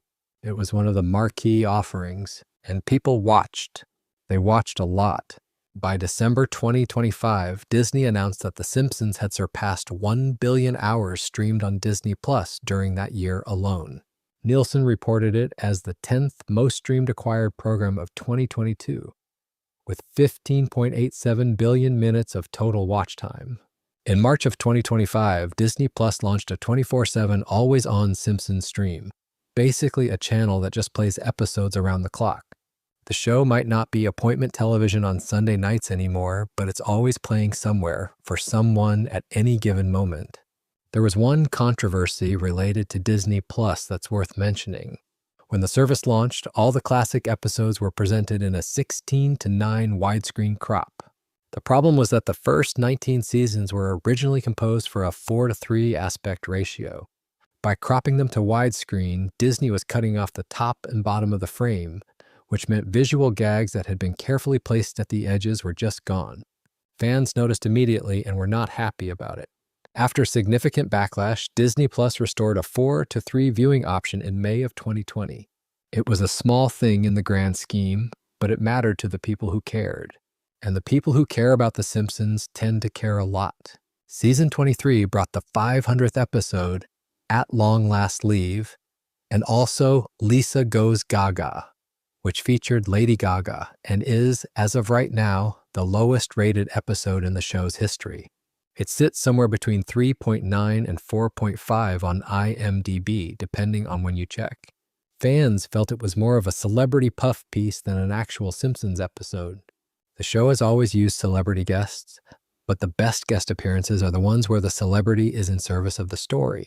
This one felt like the story was in service of the celebrity. It was a lesson the show had to keep relearning. Season 25 brought one of the show's most emotionally significant moments when the character of Edna Krabappel was retired. Edna, Bart's long-suffering teacher, had been voiced by Marcia Wallace since the show began. Wallace passed away on October 25, 2013. Rather than recast the role, the show retired the character with a quiet title card at the end of an episode that read, "We'll really miss you, Mrs. K." It was simple and it was perfect. That same season also produced Brick Like Me, an episode entirely animated in Lego style. Homer wakes up in a world made of Lego bricks and has to figure out why. It was a collaboration with the Lego company, and it was genuinely inventive, proving that even after 25 years, the show could still surprise people with its format. Season 26 brought the Futurama crossover Simpsorama, where the Planet Express crew travels back in time to Springfield. It also coincided with one of the most impressive marathons in television history. In August of 2014, the cable network FXX, which had acquired exclusive cable syndication rights, aired every Simpsons ever, every single episode. 552 of them at that point. 12 straight days of nothing but Simpsons. It was the longest continuous marathon in television history, and it became the highest-rated broadcast day in FXX's history. People tuned in. Some watched for hours. Some kept it on in the background for days. It was a testament to how much accumulated goodwill the show had built up over a quarter century. Season 28 was the 600th episode.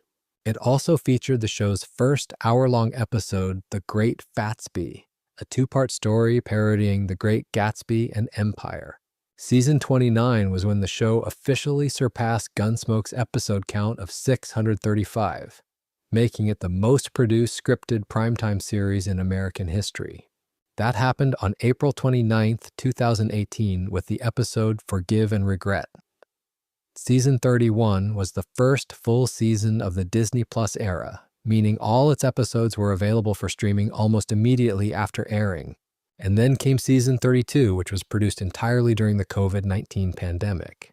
Production moved fully remote in March of 2020. The cast recorded from home studios. Table reads happened over video calls. Somehow, not a single episode was missed. The show adapted more quickly than most live-action productions, which is an advantage of animation since the actors don't need to be physically together to do their work. Season 32 also brought the 700th episode, Manger Things, and a significant casting change. Dr. Hibbert, who had been voiced by Harry Shearer since the show began, was recast with Kevin Michael Richardson. This was part of a broader decision announced in 2020 that white actors would no longer voice non-white characters on the show. Carl Carlson, previously voiced by Hank Azaria, was also recast. The changes were connected to the larger conversation about representation that had been building for years, particularly around the character of Apu Nahasapima Petalon, who we'll talk about more later. By the end of Al Jean's run as showrunner, the show had been on the air for over 3 decades. It had produced more episodes than any scripted primetime show in history. It had survived salary disputes, writers' strikes, network threats, cultural controversies, and the complete transformation of how people watch television. It hadn't always been at its best. No show could be at its best for 20 consecutive seasons. But it had been there, every Sunday, every fall, every spring, steady as a heartbeat. And honestly, there's something to be said for that. For the simple act of persistence, of showing up and doing the work even when the spotlight has moved on, even when the think pieces have declared you irrelevant, even when the audience has shrunk from 30 million to 2 million. The show kept going. The actors kept showing up to the studio. The writers kept pitching ideas. The animators kept drawing. And somehow, after all that time, something unexpected started to happen. The show started getting good again. But that's the next part of the story. And if you've drifted off by now, that's exactly what you were supposed to do. Sweet dreams for the moment. I'll still be here when you come back around. If you're still with me, though, let's keep going. Because the modern era of The Simpsons is more interesting than most people realize. Starting around season 33, something shifted again. Matt Selman, who had been co-running episodes since season 23, became the primary showrunner. He brought a different energy. Where Jean had focused on stability and consistency, Selman was interested in experimentation. He wanted to take risks. He wanted to break the format. And he did. A Serious Flanders was the statement of intent. A 2-part episode in season 33 that played like a limited series crime drama. It was non-canon, meaning it didn't affect the show's continuity, but it was told with a level of cinematic ambition that the show hadn't attempted in years. Dark cinematography, serious tone, genuine tension. It was The Simpsons doing Fargo, basically, and it worked. Critics noticed.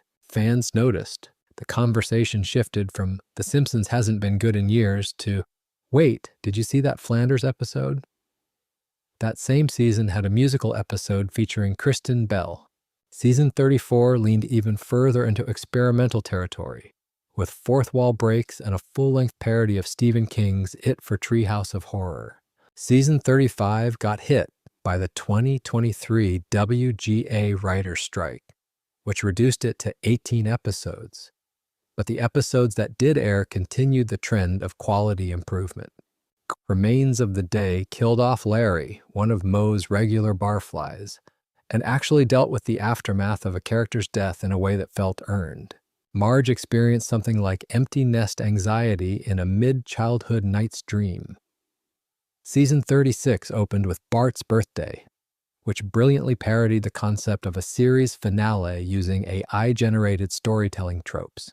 It was meta, it was funny, and it was a sly commentary on the fact that everyone keeps asking when The Simpsons will end. Another episode, Shoddy Heat, explored Grandpa Simpson's past in a noir style. The season also introduced Disney Plus exclusive episodes separate from the Fox broadcast run. The show was now living on 2 platforms simultaneously. Season 37, which is the current season as of right now in early 2026, has continued pushing forward. The 800th episode, Guess Who's Coming to Skinner, aired on December 7th, 2025. It featured Skinner fostering a child, which is the kind of character-driven premise that the Golden Age would have been proud of. Separance dealt with Duffman being retired. These aren't just filler episodes being pumped out to hit a number. There's genuine creative intent behind them, and the show's future is locked in for a good while. On April 2nd, 2025, Disney announced what was described as a mega deal, renewing The Simpsons through season 40. That means the show is guaranteed to run until at least 2029. Each season going forward will consist of 15 Fox broadcast episodes plus 2 Disney Plus exclusive specials, which will push the total episode count to at least 858 by the time it's done. Al Jean is stepping back to a consulting producer role from season 38 onward, making Selman the sole showrunner for the first time. And there's the sequel movie, The Simpsons 2, or whatever they end up calling it, is currently expected to release on September 3rd, 2027. Details are scarce, but the fact that it's happening at all is notable. 20 years between the first movie and the second. That's either incredibly patient or incredibly cautious, and given how carefully the first one was developed, I suspect it's a bit of both. What's interesting about this modern era is that it's happening in relative obscurity. The Simpsons isn't part of the cultural conversation the way it was in 1992. It's not on magazine covers. It's not generating think pieces every week. Most people, if you ask them, would probably say the show is still running on fumes. But the people who are actually watching, the ones who've stuck around or come back, are seeing something different. They're seeing a show that's taking creative risks again, that's finding new things to say about characters who are nearly 40 years old. It's not the golden age. It's something else. But it's worth paying attention to.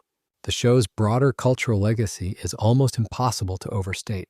Let's talk about some of the bigger pieces. The predictions are probably the thing people bring up most often. The Simpsons has this reputation for predicting the future, and while a lot of it is exaggerated, some of it is genuinely eerie. In the year 2000, an episode called Bart to the Future showed Lisa becoming the first female president of the United States, inheriting a budget crisis from the previous president, Donald Trump. 16 years before Trump actually ran for office. In 1998, When You Dish Upon a Star showed 20th Century Fox as a division of Walt Disney, 21 years before Disney actually bought Fox. The show has also depicted things that look a lot like smartwatches, video calling, autocorrect fails, and various other technological developments long before they became real. The explanation is simpler than it seems. When you produce over 800 episodes that satirize every aspect of modern life, some of those jokes are going to land on future reality just by pure statistical probability. The writers aren't prophets. They're comedians who pay very close attention to the world. But the Simpsons predicted it phenomenon has become its own cultural force, its own meme, its own way of looking at the show. Then there's the controversy around Apu. For years, Apu Nahasa Pima Petalon, the quick E-Mart owner, was one of the show's most recognizable characters. He was voiced by Hank Azaria, who is white, using an exaggerated Indian accent. For much of the show's run, this wasn't widely questioned. But in 2017, comedian Hari Kondabolu released a documentary called The Problem with Apu, which explored how the character had affected the real lives of South Asian Americans. The show initially responded dismissively with a scene in a season 29 episode where Lisa essentially breaks the fourth wall and says some issues are too complex to resolve. That response generated even more criticism. Eventually, Azaria publicly stepped away from voicing the character in 2020, saying he'd come to understand the harm the portrayal caused. Apu has been largely phased out of the show since then. It's a complicated legacy. Apu was funny. He was also, for many people, the only representation of their culture they saw on mainstream American television for years, and that representation was a stereotype voiced by a white guy. Both things can be true at the same time. The show's relationship with real-world politics has always been interesting. In 1992, President George H.W. Bush said that American families should be more like the Waltons and less like the Simpsons. The show responded with Bart quipping, "We're just like the Waltons. We're praying for an end to the Depression, too." Later, Season 7 produced Two Bad Neighbors, in which a fictionalized George Bush moves in across the street from The Simpsons and feuds with Homer. It was petty and beautiful. The awards cabinet is staggering. 37 Emmy wins from approximately 104 nominations. 12 wins for Outstanding Animated Program, more than any other show in the category's history. A Peabody Award. A Glad Media Award for Homer's Phobia. A Season 8 episode about homosexuality that starred John Waters. Environmental Media Awards, People's Choice Awards. In total, 187 wins and 382 nominations across all ceremonies. Those numbers would be impressive for a show that ran 10 years. For a show that's run 37, they're almost absurd, and the Treehouse of Horror specials deserve a moment of their own. Every year since October 25th, 1990, The Simpsons has produced a Halloween anthology episode. 3 non-canon segments, usually parodying horror movies, science fiction, or fairy tales, with special opening credits and a more twisted sense of humor than the regular show allows. As of season 37, there have been 36 of them. Some years they air in October, some years they've been pushed to November, which always annoys fans who think a Halloween episode should actually air on or before Halloween. The segments range from brilliant to forgettable, but the tradition itself is beloved. It's become one of those things that marks the turning of the year. Leaves change, pumpkins appear, and Treehouse of Horror airs. It's as much a part of the season as trick-or-treating. The show has generated billions in merchandise revenue, theme park attractions at Universal Studios in Orlando, Hollywood, and other locations, video games spanning every era of gaming. From the 1991 Konami arcade cabinet to The Simpsons, Hit and Run, which is basically Grand Theft Auto in Springfield and remains one of the most fondly remembered licensed games ever made, to Tapped Out, a mobile game that ran for over a decade. The Simpsons isn't just a show, it's an industry. And all of that, every episode, every award, every piece of merchandise, every streaming hour, every cultural controversy, all of it traces back to those 3 people in 1987. A cartoonist, a producer, and a writer. A lobby sketch, a fledgling network, and a Christmas special about a dad who couldn't afford presents. Springfield is everywhere now. It's been everywhere for a long time, and it's not going anywhere. The lights in Springfield are getting softer now. You can see them flickering from the hill above town, where the nuclear power plant's cooling towers release their steam into the night sky. Down on Evergreen Terrace, the houses are going dark one by one. The Flanders place is already quiet, because of course it is. Ned's in bed by 9. At 7:42 Evergreen Terrace, the TV is still on. Homer's on the couch, half asleep, a can of Duff balanced on his stomach. The channel is set to something he was watching 3 hours ago. Marge is in the kitchen, wiping down the counter one last time the way she always does before bed. She'll turn off the light, check the locks, and head upstairs. She'll look in on the kids even though they'd be embarrassed if they knew. Bart's room is a disaster.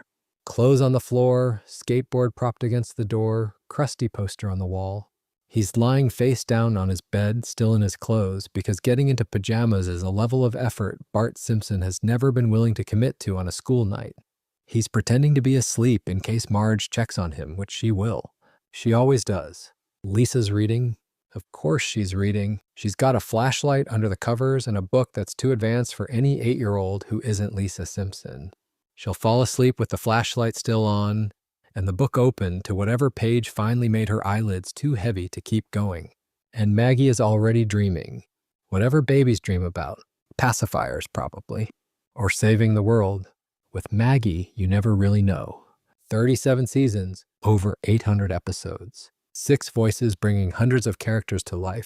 154 writers, each leaving their fingerprints on something that will outlast all of them. A theme song written in a car. A movie that earned $500 million. 1 billion hours streamed in a single year. Renewed through at least 2029 with a sequel movie on the way. And it all started because a cartoonist didn't want to give up his rabbits. That's the story of The Simpsons. All of it. The messy, brilliant, uneven, enduring, frustrating, beautiful whole of it. A show that was never supposed to work on a network that was never supposed to survive. About a family that was never supposed to be anything more than filler between sketches on a variety show. It worked anyway. It survived anyway. It became the longest-running scripted primetime show in American television history anyway. And somewhere right now, in some living room or on some phone screen, someone is watching an episode of The Simpsons for the first time, and someone else is rewatching their favorite for the 100th. That's the thing about Springfield. You can always go back. The town is always there. The family is always there. Homer will always be on the couch. Marge will always be holding it together. Bart will always be in trouble. Lisa will always be fighting for something better. And Maggie will always be watching quietly, taking it all in, and occasionally doing something extraordinary when nobody's looking. So close your eyes if you haven't already. Let the night settle in around you. Tomorrow there will be new things to worry about and new stories to tell. But right now, Springfield is quiet. The stars are out above the town. And the only sound is Homer snoring gently on the couch as the television plays on to nobody. Let's go back to the golden age for a bit because there are episodes and details we breezed past that deserve more time. And honestly, this is the part of the story where you can just settle in and let me paint pictures for you. Because the golden age of The Simpsons is one of those rare creative stretches where almost everything the show touched turned into something worth remembering. Take Homer the Heretic from season 4. Homer decides to skip church one Sunday and he has the best day of his life. He dances around the house in his underwear, makes himself a bizarre waffle concoction, watches football in peace, and generally discovers the joy of doing absolutely nothing on a Sunday morning. Marge is furious. The town is scandalized. God himself shows up in Homer's dream to have a conversation about faith. Not a preachy conversation, a real one. Homer asks why he should spend half his Sunday at church when he could be at home having the time of his life. And God, voiced through Homer's imagination, essentially says, fair point. The episode doesn't take sides. It doesn't say Homer is right or wrong. It just explores the question, honestly, which is something that very few shows about religion have ever managed to do. There's a fire at the end that brings the community together, including Ned Flanders, who saves Homer's life. It's a story about how people take care of each other regardless of what they believe. And it handles all of that in 22 minutes while also being genuinely hilarious. Last Exit to Springfield from season 4 is frequently cited as the single funniest episode the show ever made. Homer accidentally becomes the head of the power plant union and has to negotiate with Mr. Burns for a dental plan. The whole thing started because Lisa needs braces and Homer only realizes the dental plan matters when he keeps repeating dental plan and Lisa needs braces in his head in an alternating loop until the connection finally clicks. It's a brilliantly structured episode that parodies everything from The Godfather to How the Grinch Stole Christmas. And it builds to a moment where Burns, trying to break Homer in negotiation, turns off the power to the entire city. Homer, sitting in the dark across from Burns, doesn't flinch. Not because he's brave, because he's too stupid to realize what's happening. Burns interprets Homer's blank stare as steely resolve and caves. It's one of the great comedy misunderstandings in television history. Season 5's Rosebud is a Mr. Burns episode that works as a parody of Citizen Kane. Burns is haunted by memories of his childhood teddy bear, Bobo, which he lost decades ago. Through a series of increasingly unlikely events, the bear ended up in the Simpson household, and Burns wants it back. The episode uses the same narrative structure as Citizen Kane, with flashbacks revealing Burns' lonely childhood and the moment he chose wealth over love. It's funny and it's sad, and it's one of those episodes where you realize that even the show's biggest villain is underneath everything just a frightened little boy who lost his bear. Homer Loves Flanders from Season 5 explored what happens when Homer and Ned actually become friends. Homer wins football tickets from Ned and suddenly decides they're best friends. He won't leave Ned alone. He invites himself to everything. He smothers Ned with attention until Ned, the nicest man alive, actually starts to hate him. It's a reversal of their usual dynamic, and it's interesting because it shows that Homer's neediness and Ned's patience both have limits.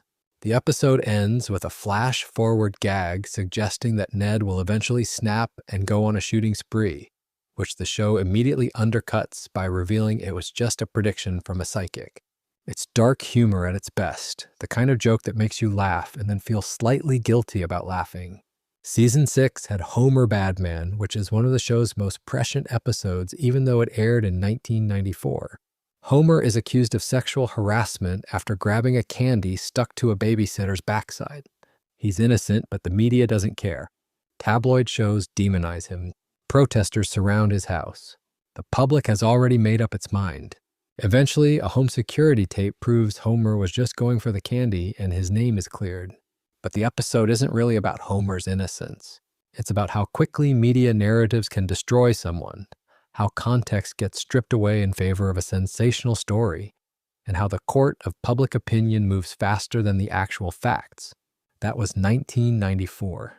The episode feels even more relevant now than it did then. Bart's Comet from Season 6 is a personal favorite. Bart discovers a comet heading for Springfield. The town panics. They build a bomb to destroy it, but the bomb misses. They try to evacuate, but there's only room for so many people in the shelter. There's a scene where the entire town has to decide who gets in and who doesn't, and one by one they start kicking people out. First the known troublemakers, then the unpopular.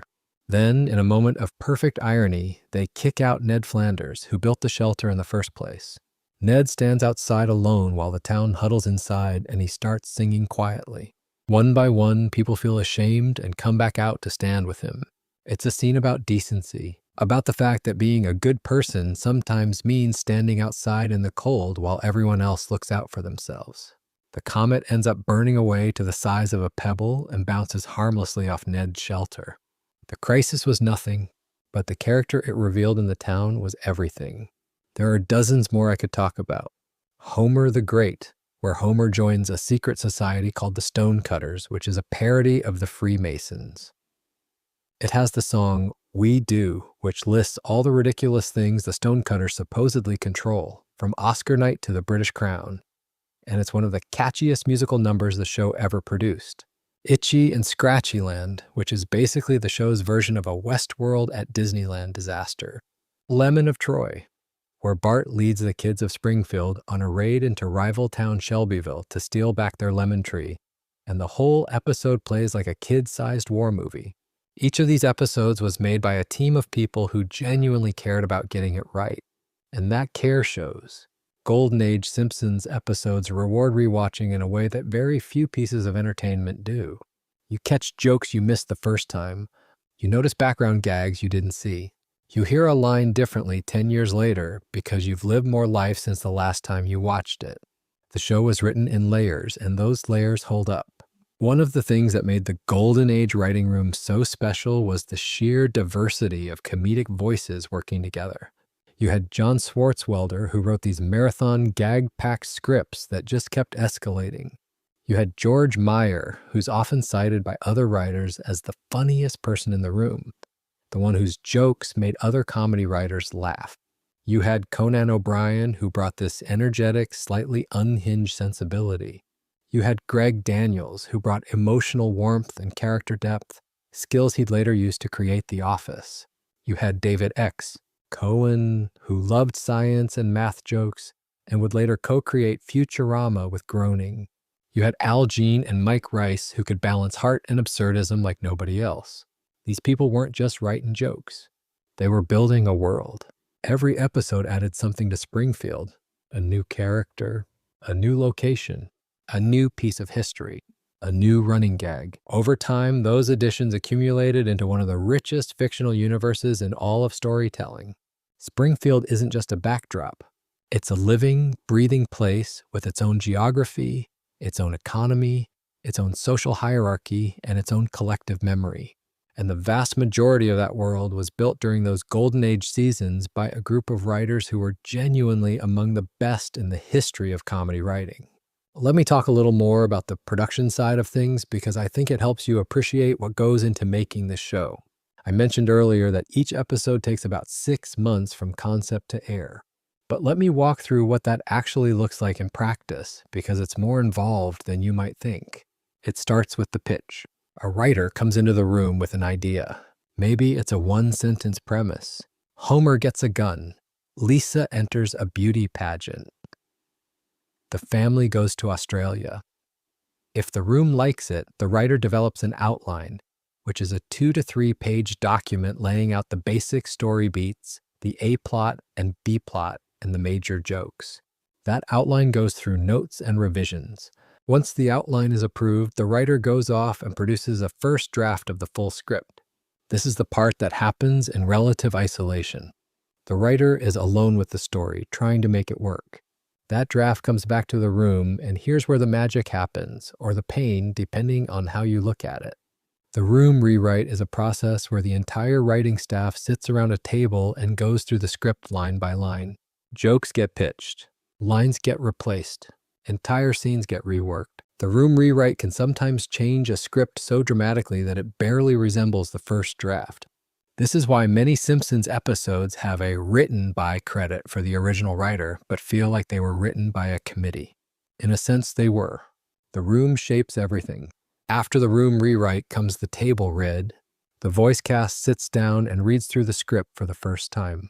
Producers and writers listen, note which jokes land and which don't, and then do another round of revisions. By now, the script has been through at least 3 major passes. Then the script goes to the animation team. Storyboard artists break the script down into visual sequences. These become animatics, which are essentially rough animated versions of the episode, like a moving comic book with the voice track laid over it. The animatic stage is crucial because it's where the timing gets worked out. A joke that reads well on paper might not work when you see it play out visually. Scenes get cut, rearranged, or extended. More revisions happen. The animatics go to the overseas animation studios for the actual frame-by-frame production. For most of the show's run, this work was done by studios in South Korea, including AKOM and others. They handle the in-between animation, the coloring, the final rendering. This is the most time-consuming and labor-intensive part of the process. It can take months, and even after the animation comes back, there are additional rounds of review. Colors get corrected. Timing gets adjusted. Sometimes scenes need to be reanimated entirely. The whole process from that initial pitch to the episode airing takes about 6 months, and the show produces roughly 20 episodes a season. That means the production pipeline is always running. Multiple episodes are in various stages of development at any given time. While one episode is being written, another is being storyboarded, another is being animated, and another is being finalized for broadcast. It's a machine, and keeping that machine running for over 3 decades is an achievement in itself. The estimated cost of producing a single episode of The Simpsons based on 2011 figures was around $5 million. That includes the voice cast salaries, the writing staff, the animation production, the music, everything. $5 million per episode, 20-something episodes a season for 37 seasons. The total investment in this show is staggering, but so is the return. Between advertising revenue, syndication deals, streaming licenses, merchandise, and the movie, The Simpsons has generated billions of dollars in revenue over its lifetime. It's one of the most profitable entertainment properties in the history of media.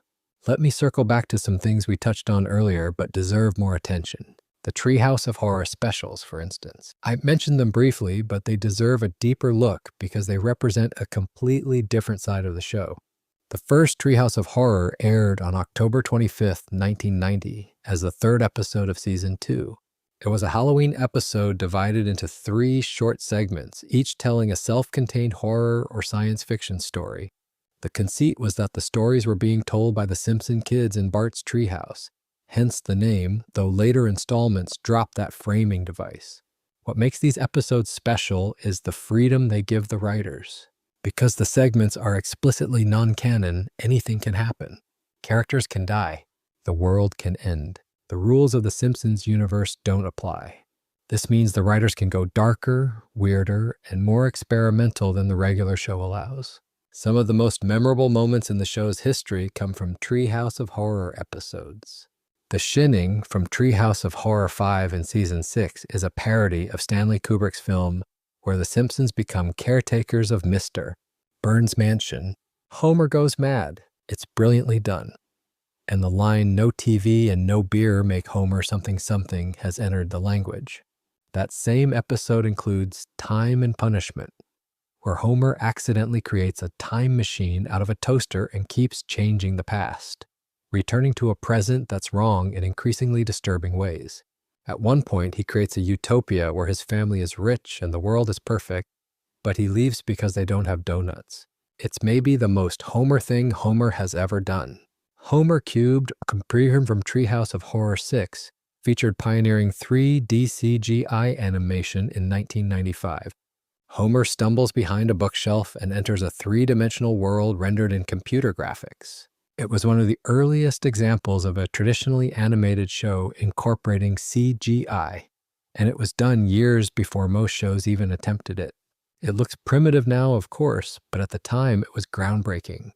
The Treehouse of Horror episodes have parodied everything from The Twilight Zone to Jurassic Park, from Coraline to Black Mirror, from fairy tales to political dystopias. They've featured guest voices ranging from the mundane to the surreal, and they've maintained a remarkably consistent level of creativity over 36 installments, which is impressive for any recurring format. Now let's spend some time with some of the show's most important supporting characters, because Springfield is more than just the Simpson family. Mr. Burns is one of the great villains in television history. Charles Montgomery Burns, owner of the Springfield nuclear power plant, is ancient, impossibly wealthy, physically frail, and morally bankrupt. He's a character who can be terrifying one moment and pathetically vulnerable the next. In one episode, he's trying to block out the sun to force the town to use his electricity. In another, he's alone in his enormous mansion, unable to remember a single employee's name, releasing the hounds on anyone who approaches. Harry Shearer's vocal performance gives Burns this reedy, aristocratic quality that makes even his most evil schemes sound refined.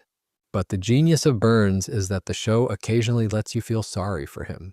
Rosebud, which I mentioned earlier, shows him as a lonely old man haunted by the loss of innocence. There are moments scattered throughout the series where Burns's wealth and power are revealed to be the prison they obviously are. He has everything and he has nothing.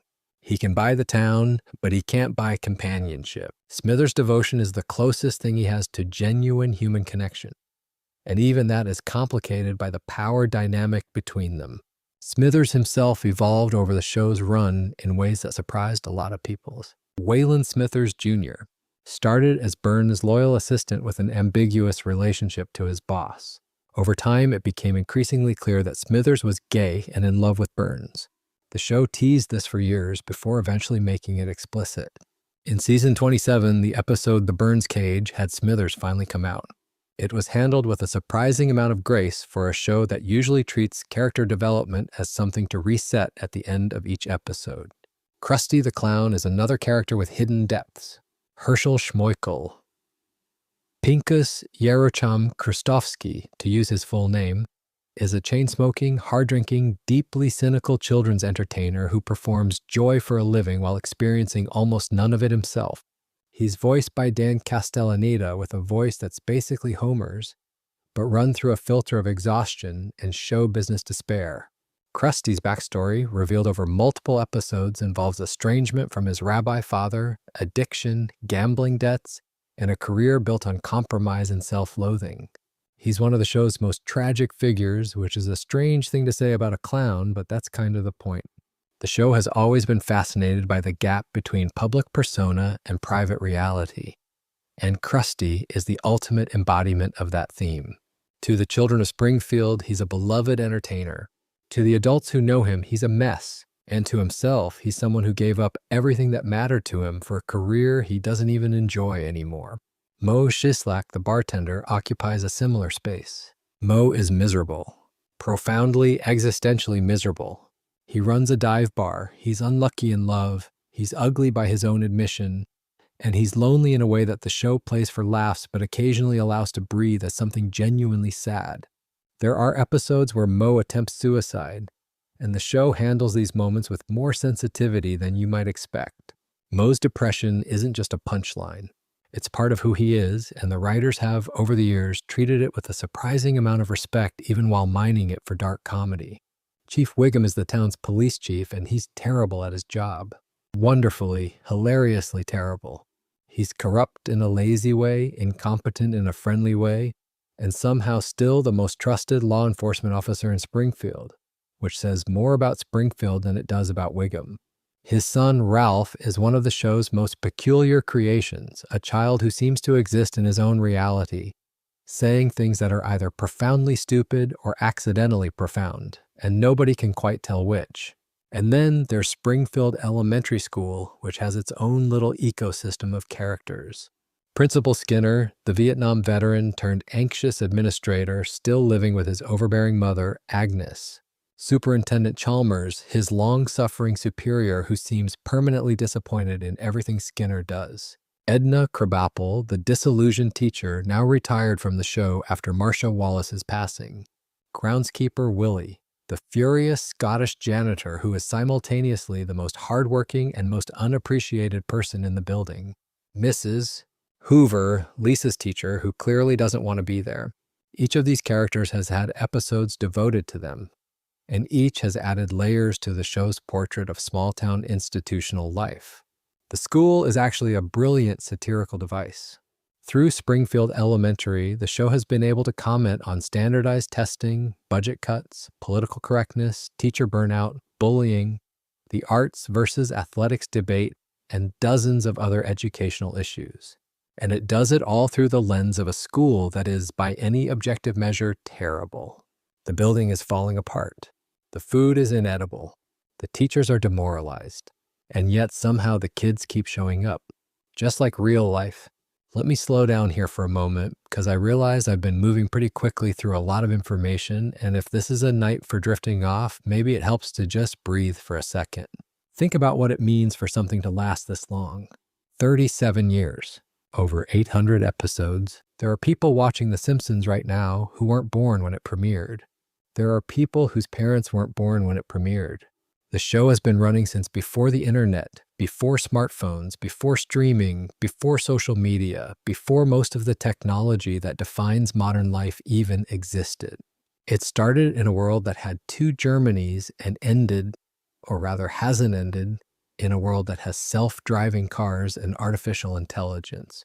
And through all of that, through every technological revolution and cultural upheaval and political shift, The Simpsons have been at 742 Evergreen Terrace, eating dinner together, watching TV together, arguing and making up and doing it all over again the next week.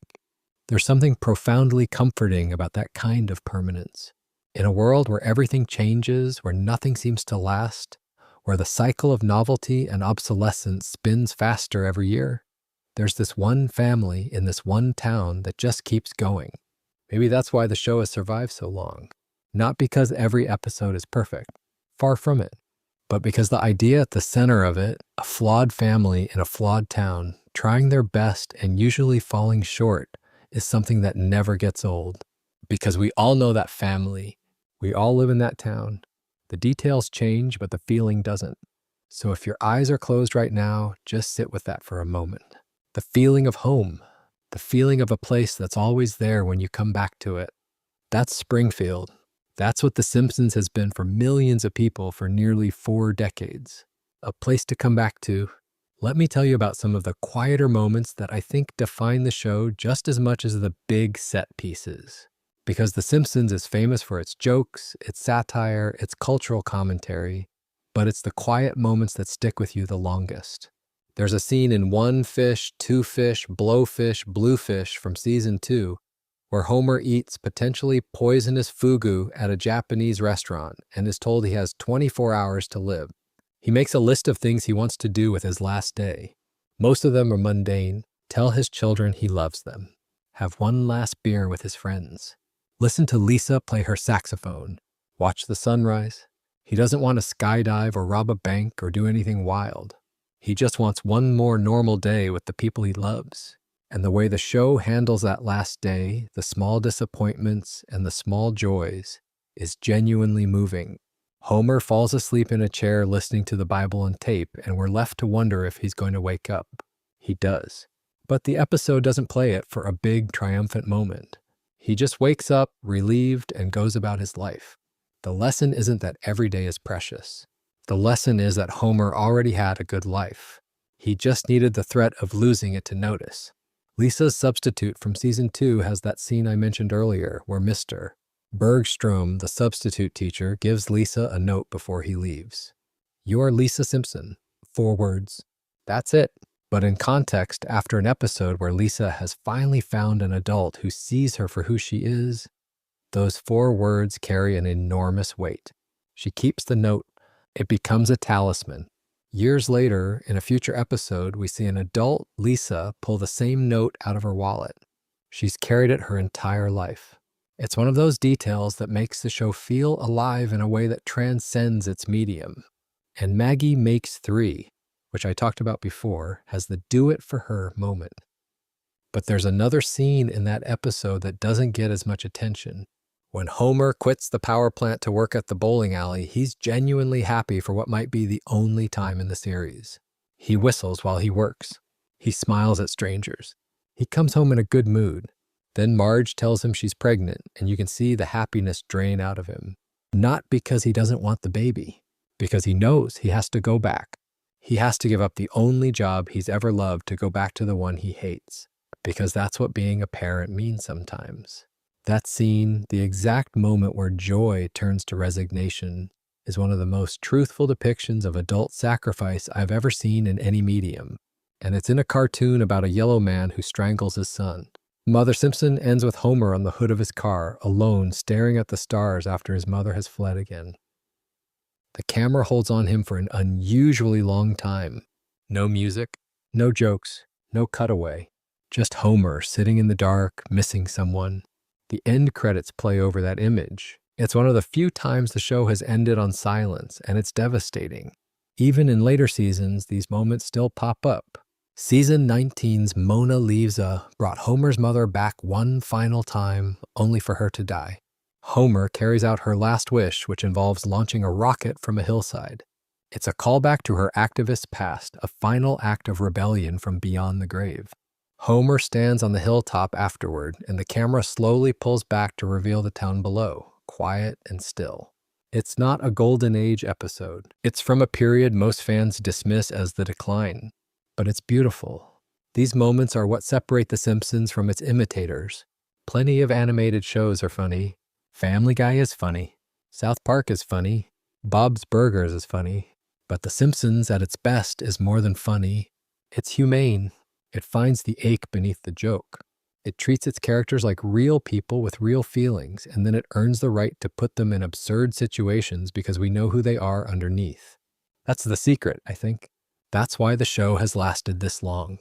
Not because it's the funniest show ever made, though at its peak it might be, but because underneath all the satire and the silliness and the celebrity cameos and the couch gags, there's a family that loves each other. Imperfectly, frustratingly, sometimes silently, but always. Let me tell you about some of the records and milestones we haven't fully covered yet, because the sheer scale of what this show has achieved is hard to wrap your head around. The Simpsons holds multiple Guinness World Records, longest-running primetime animated series, longest-running American sitcom by number of episodes, longest-running American scripted primetime television series both by seasons and by episode count. Most guest stars featured in a television series with over 810 as of April 2020, and that number has only grown since. Most Emmy Awards for an animated series. The guest star list alone is a document of late 20th and early 21st century celebrity culture. Elizabeth Taylor voiced Maggie's first word. Dustin Hoffman was Mr. Bergstrom, credited under a pseudonym. Michael Jackson appeared under a fake name. The Beatles members have appeared.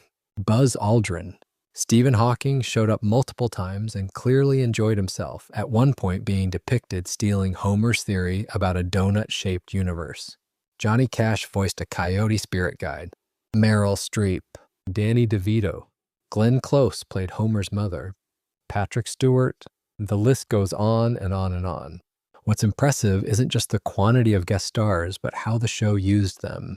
At its best, The Simpsons integrated celebrities into stories where they served a purpose. Albert Brooks has done multiple characters, and each one is a fully realized human being.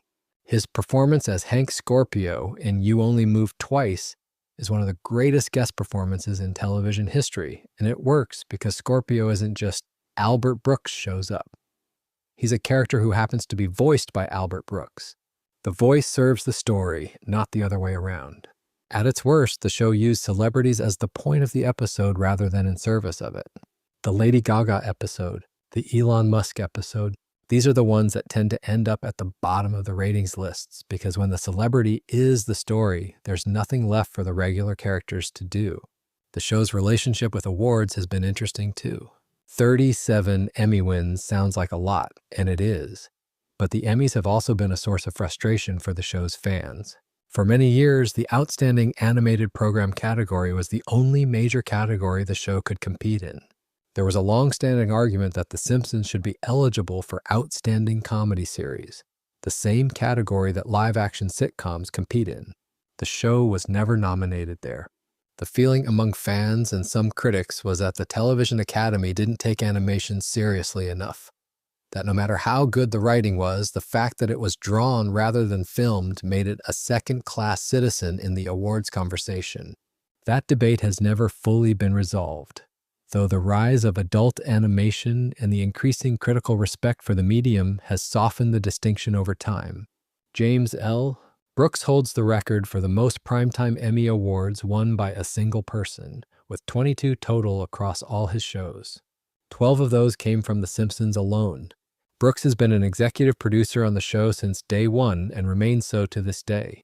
He's in his mid-80s now and still involved. That kind of longevity from both the show and the people who make it is almost without precedent in entertainment. Let me also spend a little time on the show's impact on language and popular culture because it's bigger than most people realize. Though in the Oxford English Dictionary, mest entered common usage largely through The Simpsons, though its exact origin is debated.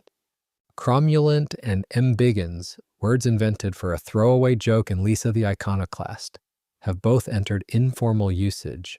Yoink! The sound Homer makes when snatching something has become a standard internet expression. I, for one, welcome our new insect overlord, spoken by Kent Brockman, is endlessly quoted and adapted online. Steamed hams became one of the most remixed memes of the 2010s. Everything's Coming Up Millhouses is used constantly by people who have no idea it's from The Simpsons. The show didn't just reflect culture, it created it. It added words to the language, phrases to the lexicon, images to the collective consciousness. Homer's slow disappearance into a hedge from Homer Loves Flanders became a universally understood reaction gif. Jasper's That's a Paddlin' became a meme template. Grandpa Simpson's Old Man Yells at Cloud newspaper headline is used to describe out-of-touch complaints about modern life. These images and phrases have detached from the show entirely and become part of how the internet communicates. People use them without knowing where they came from, which is the ultimate sign of cultural penetration. The show has also been credited with influencing an entire generation of comedy writers and performers. Conan O'Brien went from The Simpsons' writing room to become one of the most important figures in late-night television. Greg Daniels created The Office and Parks and Recreation. Dan Castellaneta and other cast members have had long careers beyond the show. The Simpsons writing room became a kind of comedy graduate school, a place where young writers learned craft, discipline, and the art of writing jokes that work on multiple levels simultaneously. There's a theory that The Simpsons essentially created the template for modern adult animation. Before The Simpsons proved it could work, nobody thought a primetime animated show for adults was viable. After The Simpsons, the floodgates opened. Beavis and Butthead, King of the Hill, South Park, Family Guy, Futurama, American Dad, Archer, BoJack Horseman, Bob's Burgers, Rick and Morty.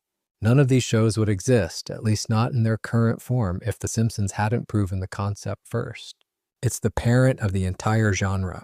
The show has addressed nearly every major social and political issue of the past 37 years. Gun control in the Cartridge Family, where Homer buys a gun and the episode explores both sides of the debate without fully endorsing either one.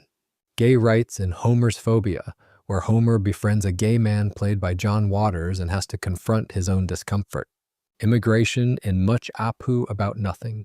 The environment in countless episodes.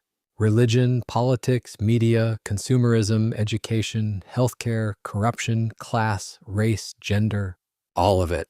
Not always perfectly, not always with the nuance the topics deserve, but always with an attempt at honesty that's rare in mainstream entertainment. And the show has taken its lumps for some of these attempts. The Apu controversy wasn't the only time The Simpsons faced criticism for how it handled sensitive topics.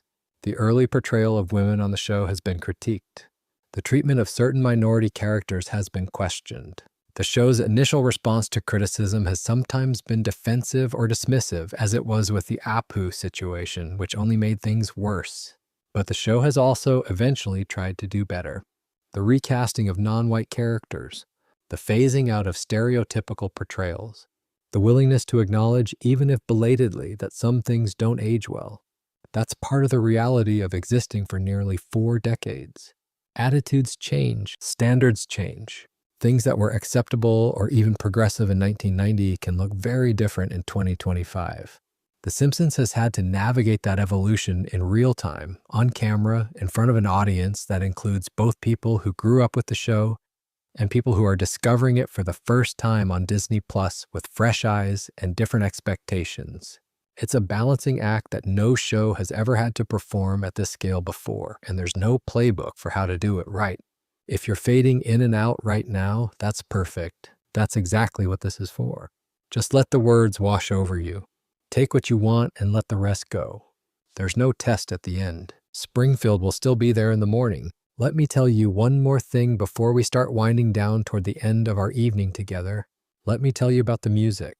Not the Danny Elfman theme, which we've talked about, and not Alf Clausen's orchestral scores, which we've covered. I mean the songs, the original songs written for the show over the years. The Simpsons has produced dozens of original musical numbers, and some of them are legitimately great.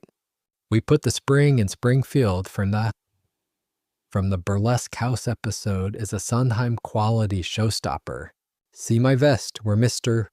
Burns sings about his collection of clothes made from exotic animal fur, is a parody of Be Our Guest from Beauty and the Beast that's arguably better than the original. The Monorail song from Marge Versus. The Monorail is a Music Man parody that gets stuck in your head for days. Baby on Board. The Barbershop Quartet song from Homer's Barbershop Quartet, a Beatles parody episode, is catchy enough to have been a real hit. We Do. The Stonecutter song is a perfect comedy number. Who controls the British crown? Who keeps the metric system down? We do. We do. It lists increasingly absurd conspiracies with total confidence and perfect rhyming. It's funny, it's singable, and it's somehow both a satire of conspiracy thinking and the thing conspiracy theorists quote unironically. Bart had his own pop single in real life. Do the Bartman was released in 1990 and reached #1 in several countries, including the UK and Australia. It was co-written and co-produced by Michael Jackson, though he couldn't receive credit due to his contract with another record label. A fact later confirmed publicly by Matt Groening, which would make sense given that Jackson was a fan of the show and appeared in the controversial Season 3 premiere. The song is very much a product of its time, but it was a genuine hit. and it showed that the cultural power of the show extended beyond television and into the music industry. The musical episodes themselves deserve recognition. Season 33 had a full musical episode, The Star of the Backstage, featuring Kristen Bell. But the show has been doing musical numbers throughout its entire run, often without billing them as special events. Alf Clausen's orchestral arrangements for these songs were a huge part of what made them work. He could write in any genre, from Broadway to country to hip-hop, and make it sound authentic. His departure in 2017 meant the show lost one of its secret weapons, and while the replacement music team has been competent, there's a richness and personality in Clausen's work that's hard to replicate. All right, we've been at this for a while now, and the night is getting deep. Springfield is getting quieter. The neon sign at Moe's Tavern has flickered off. The last car is pulled out of the Quickie Mart parking lot. Even the Springfield nuclear power plant, which usually runs a skeleton crew through the night, has gone still. Sector 7G is empty. Homer's station is unmanned. At 742 Evergreen Terrace, all the lights are finally off. The house is dark except for the faint blue glow of the television, which nobody turned off. It's showing static now, or maybe an infomercial. Nobody's watching. Homer slumped over hours ago. Marge put a blanket over him on her way to bed because that's what Marge does. She takes care of people even when they don't know she's doing it. Upstairs, the kids are asleep.